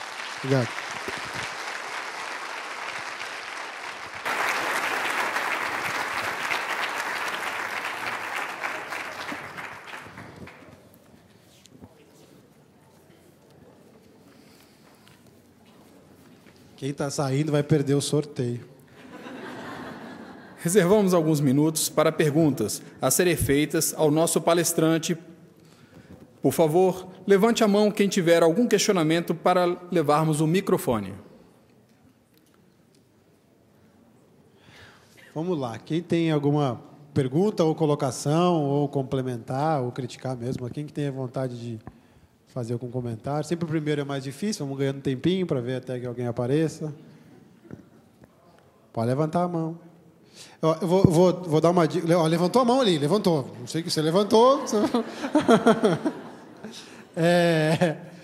Eu vou fazer, enquanto vai ganhando coragem para perguntar, vou fazer um comentário, gente. Ó, já tem lá. Eu só vou fazer um comentário antes dela.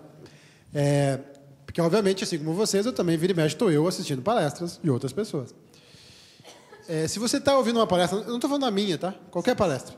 Você está escutando uma palestra e você pensa que você tem vontade de falar com essa pessoa depois. Para qualquer coisa. Estou com vontade de falar com esse cara ou com essa mulher depois da palestra. Ou daqui uns dias. Vou mandar um e-mail. Facebook, se for. Faça uma pergunta. Qualquer. Mas faça a pergunta. Porque senão as pessoas mandam, sabe, o recado, falam assim, Gabriel, eu estava na palestra lá no STJ. Sim, mas eu não vou lembrar de você. Desculpa, eu faço 3, 4 palestras por semana, não dá para lembrar. Agora, se a pessoa diz assim, Gabriel, eu fui aquele que fiz tal pergunta. De você eu lembro. Viu? Então, essa é uma diferença, né? Então, por exemplo, você pode dizer para mim que você foi a primeira que levantou a mão. Pronto, eu vou lembrar bem de você. Tem uma colocação lá. As pessoas, normalmente, as que mais precisam são as que não vêm, como você colocou. O que a gente pode fazer para a gente trazer as pessoas que a gente sabe que já murcharam e que a gente não consegue convencer? É um processo muito difícil, porque nós não temos a capacidade de mudar ninguém. As próprias pessoas, às vezes, acham, falam assim, Gabriel, o teu livro, o teu trabalho mudou a minha vida. Não, eu não mudo ninguém. Eu faço um estímulo e algumas pessoas mudam diante desse estímulo. Então, existem alguns caminhos difíceis, longos, para tentar trazer os murchos. Mas eu acho mais válido, e é isso que eu trabalho quando eu entro em consultoria de treinamento, eu acho mais válido, esquece os murchos. Quem são os inflados, e vamos formar o turma dos inflados, e vamos fazer os inflados fazer a mudança. Porque os murchos pode ser que aí eles inflam, ou pode ser que aí eles vão embora. Porque dá muito mais trabalho pegar o cara que não quer mudar e pegar esse cara e fazer ele mudar, do que pegar a minoria que quer mudar e dar energia nela. Então, eu acho que o foco está mais nos não murchos. Né? Agora, numa situação de falar, mas tem um murcho lá que eu precisava muito. Então, você tem um problema. Né? Porque os murchos, geralmente, não vão deixar de ser murchos simplesmente por um estímulo de um colega ou de um chefe. Né? Então, o que dá para fazer é estímulos. Olha, você perdeu uma palestra que era muito legal, olha, isso aqui eu acho que você gostaria de ver, olha, isso aqui eu acho que é importante, eu estou te sentindo mais cabisbaixo, eu estou sentindo falta. Você jogar algum tipo de diálogo mais aberto para estimular. Mas as chances costumam ser baixas. Então, eu prefiro juntar um time, mesmo que pequeno, dos que estão dispostos mesmo, e vamos ver com o tempo o que acontece com os outros. Pelo menos é mais rápido isso dentro de uma organização. Né? Então, sempre que eu não entro, eu falo, vamos trabalhar com os bons e deixa os ruins de lado. Lá tinha... Oi, Gabriel. Meu nome é Roberta. Roberta, só antes de eu fazer um comentário. Tá. O seu nome?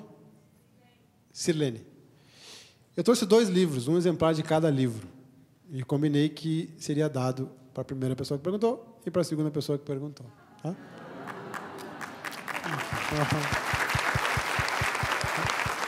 Então, vocês duas, eu peço que, quando terminar, venham aqui para me entregar para vocês, tá bem?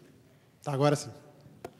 Bem, não é bem uma pergunta. Eu queria falar sobre uma parte da sua palestra. É que você falou sobre a supervalorização do esforço, e eu realmente percebo que as pessoas gostam realmente de dizer que é tudo muito difícil, essas coisas. Só que, por exemplo, eu pessoalmente, agora já depois dos 30 anos, resolvi fazer balé. E aí, tudo que a gente ouve lá é que enquanto a gente não se esforçar, a gente não se desenvolve. E aí eu fiquei meio em dúvida, se essa supervalorização do esforço, a gente tem que, talvez não se esforçar tanto e demorar mais, ou esse negócio do esforço, ele tem que ser valorizado também. Eu só queria que fosse deixado um pouco mais claro isso para as pessoas aqui. Ótimo, acho que foi bem colocado.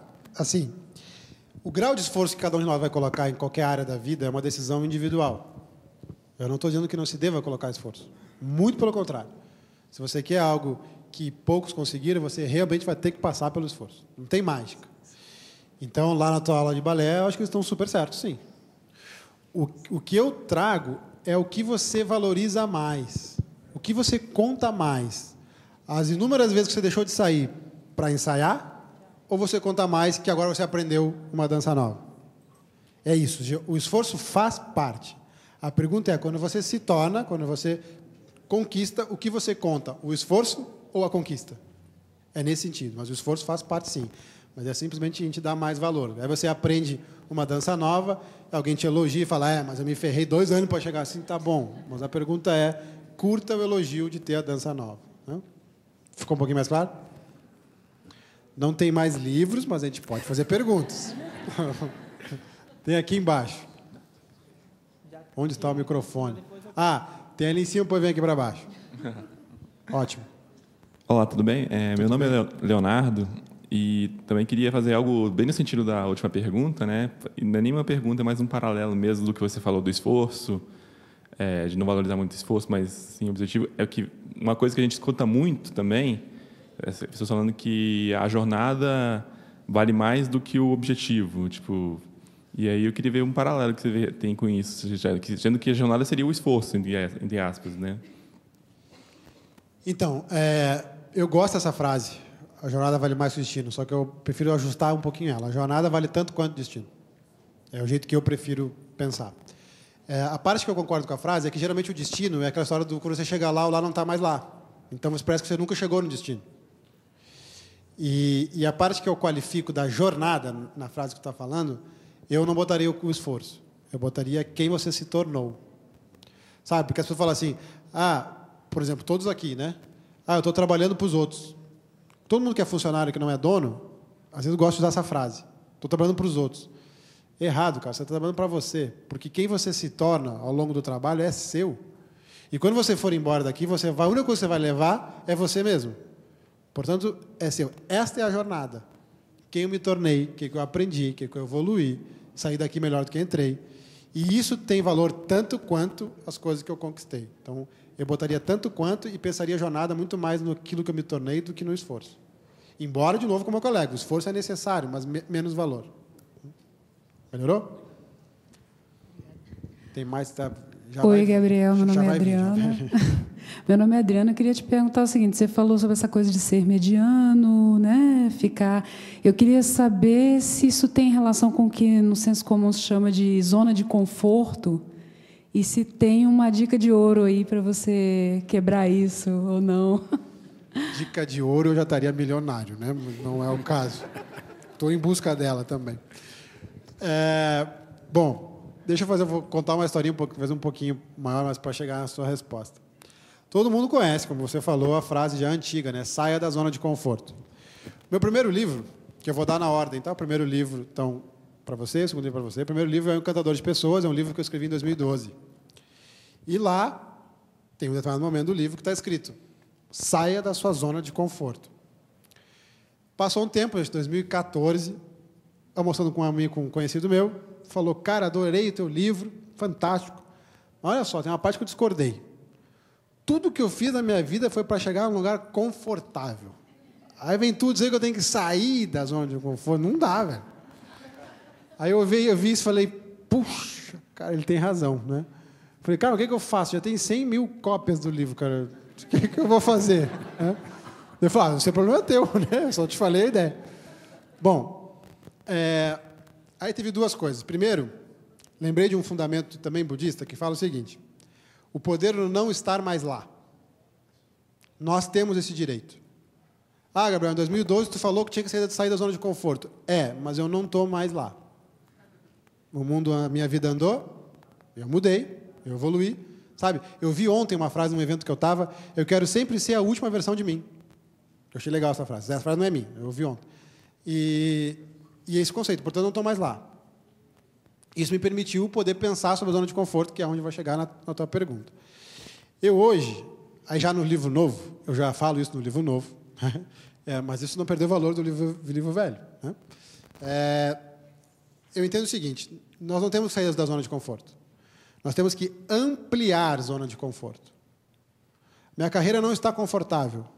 Traga para dentro da zona de conforto, porque ela tem que ser confortável. Não quer dizer que ela tem que ser todo o tempo agradável. Não é poesia. Mas tem que ser confortável. Meu casamento não está confortável. Traga para a zona de conforto. Ele tem que ser um lugar confortável. Minha relação com meu filho, minha relação com o meu corpo, não importa. o que você pensa. Se isso está te incomodando, isso tinha que vir para a zona de conforto, porque ele tem que se tornar confortável. E se eu morrer com uma zona de conforto enorme, com um monte de coisa dentro, então valeu a pena a minha vida. O que eu tenho que romper é a zona de acomodação. E parece um simples jogo de palavra, mas muda muito.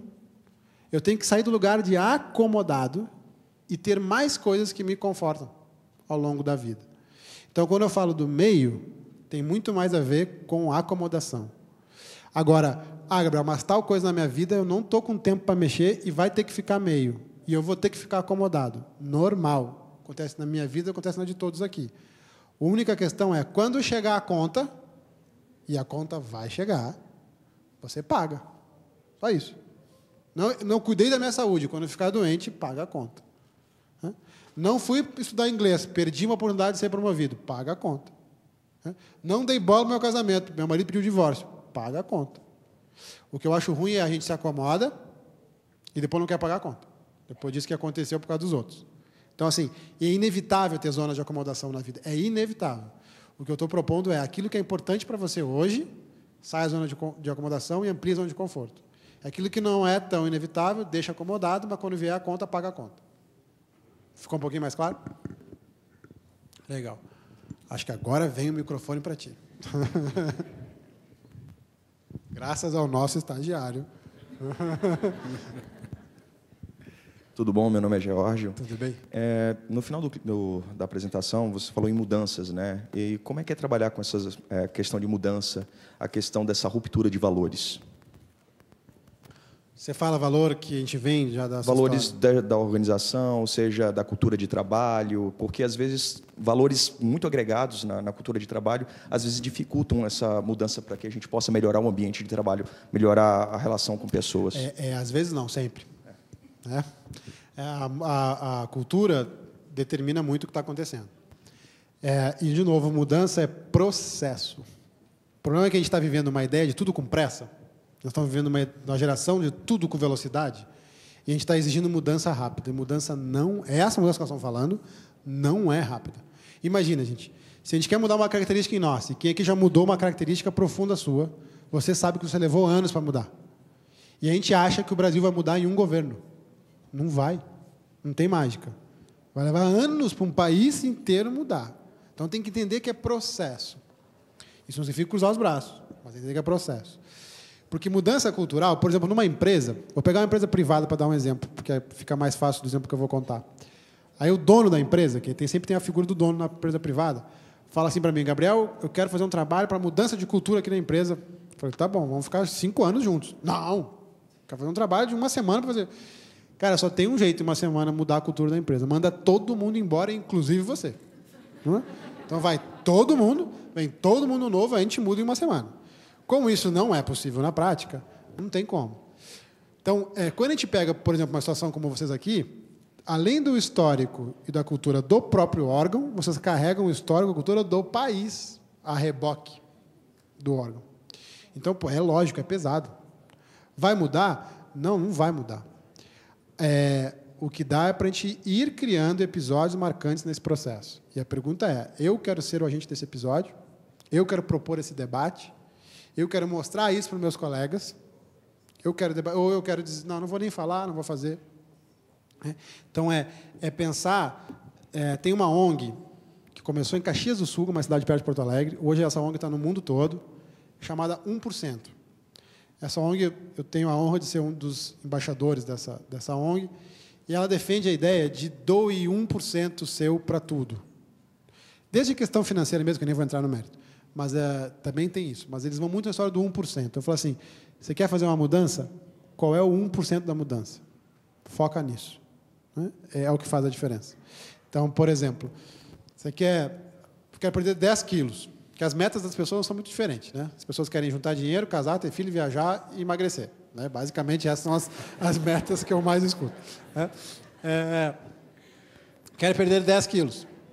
Você pode pensar em perder 10 quilos. E quando você pensa que você quer perder 10 quilos, a janta de hoje de noite não faz muita diferença. Mas você pode pensar que você quer perder 20 vezes 500 gramas. E que você pensa que você quer perder 20 vezes 500 gramas, a janta de hoje de noite faz uma enorme diferença. Veja que a meta não mudou. Então, muito do processo de mudança dentro de um grupo, eu trabalho com esse conceito. Tá bom, aquilo lá é o lugar desejado. Vamos fracionar, até algo pequenininho que te pareceria que nem daria valor, e é aqui que nós vamos focar. E se eu sair dentro do órgão, pegando o exemplo de vocês, se eu sair do órgão que eu trabalho, sabendo que tem 1% de diferente que eu que ajudei a fazer, então valeu a minha estada nesse órgão. É isso. Não dá para achar que eu vou mudar o mundo. Eu tenho que mudar o que está ao meu alcance. Então, acho que é dessa forma que eu vejo. Tá bom? Valeu. Já temos tempo para mais uma pergunta, antes vai ter que ser a última do tempo. Boa tarde, meu nome é Sônia Maria, eu sou do TRF.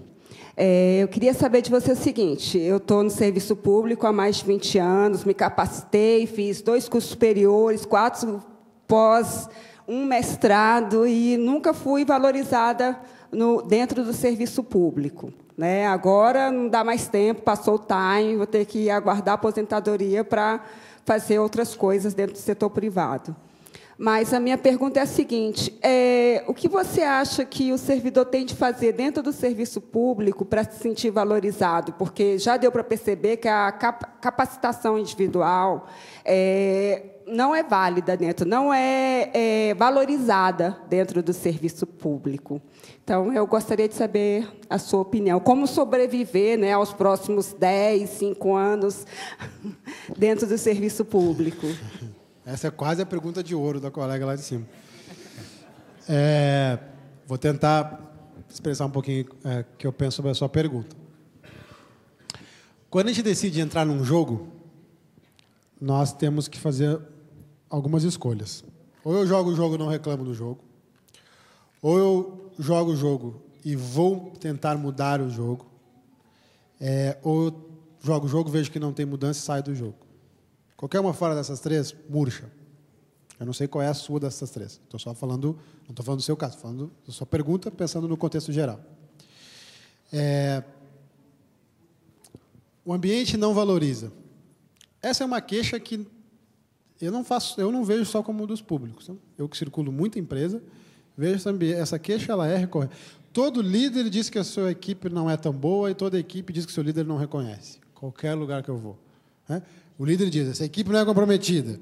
E a equipe diz, esse líder não me reconhece. Isso eu escuto privado, público, grande, pequeno e tal. Então, essa é uma queixa recorrente. Agora, talvez isso possa ser um pouco mais acentuado no público, talvez. Eu não me sinto totalmente confortável para afirmar, mas acredito que faça sentido que seja um pouco maior no público. O problema é que, muitas vezes, a gente toma atitudes de evolução como pessoa na busca por algo que a gente não controla. Ser reconhecido, nós não temos controle, nós temos influência. Como é que a gente influencia ser reconhecido? Dizendo, eu preciso de reconhecimento. Eu gostaria que você me reconhecesse. Estou sentindo falta do seu reconhecimento. Isso é a hora que eu influencio o reconhecimento, mas eu não tenho controle de reconhecimento. Então, toda vez que eu faço algo por coisas que eu influencio, mas não por coisas que eu controlo, tende essa conta a ficar cara depois. Então, é preferível, toda vez que um cliente chega lá e quer fazer alguma coisa na sua vida, fala, cara, faça por aquilo que você controla. O que você controla? A sua autoestima, a sua sensação de valor, o seu sonho de talvez ter feito um mestrado, que eu não sei se é o seu caso, mas tem gente que tem. Né? Eu tenho o sonho de um dia ter um título de mestre. Então, faça principalmente pelo aquilo que você controla, que é, então, realizar o sonho. E aquilo que você não controla, que você só influencia, que é o caso do reconhecimento, é óbvio que você quer, eu sei que você quer porque eu também quero, é natural do ser humano. Uma vez que passa muito tempo e não vem, o que eu costumo provocar aos meus clientes o quanto você pede, porque para ganhar tem que pedir, e o ser humano não foi ensinado a pedir, então tem que dizer, eu quero ser reconhecido, eu estou sentindo falta de reconhecimento, eu fiz isso, esperava que você fosse elogiar, você não elogiou. Né? Nós temos que pedir, então não dá para ganhar, mas teria que vir sem eu pedir. Não. Tem que pedir. Para ganhar, tem que pedir. Né? Então, esse é um primeiro ponto. Mas eu peço e não funciona, então tem que lutar, que aí é outra coisa. O que é lutar? É provocar a mudança, é trazer o assunto, é botar na mesa, é trazer um grau de confronto sadio, mas de confronto pela mudança. Eu peço, eu luto, e ainda assim não vem. Então, ou você escolhe deixar assim e não reclama mais, ou vai embora. De novo, não estou falando de você, estou falando de novo do contexto geral. Por quê? Porque se você pediu, se você lutou, Se você continua querendo e você fica, você murcha. E os murchos são os que morrem infelizes, né? Então, é nesse sentido que eu faço o convite. Agora, o que às vezes acontece? Eu lutei, eu pedi, eu lutei, não veio, e eu vou buscar esse reconhecimento em outro lugar, porque também não quero sair daqui. Então, eu vou buscar essa fome que todos nós temos de reconhecimento em outras áreas da minha vida, e já sei que aqui eu não vou ter. Também é uma opção, também válida e também sadia, né? Mas eu acho que é nesse vai e vem, nesse zigue-zaguear que a gente tem que se acertar, e que eu não sei dizer qual é o melhor caminho, porque, de novo, não tem fórmula, é o que funciona para cada um. Não sei se conseguiu ficar um pouquinho mais claro a tua pergunta. Tá bem? Valeu.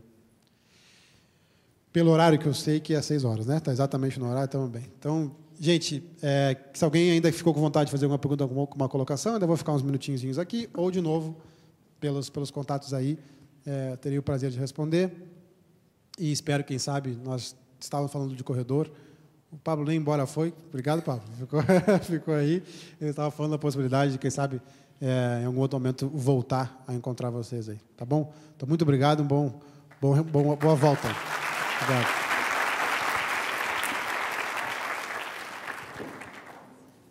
Sem mais dúvidas, informamos que os certificados dos participantes, oriundos de outros órgãos, serão entregues às unidades de gestão de pessoas dos respectivos órgãos. Lembramos ainda que a lista de frequência pode ser assinada na entrada deste auditório. Agradecemos a presença de todos e tenham uma boa noite.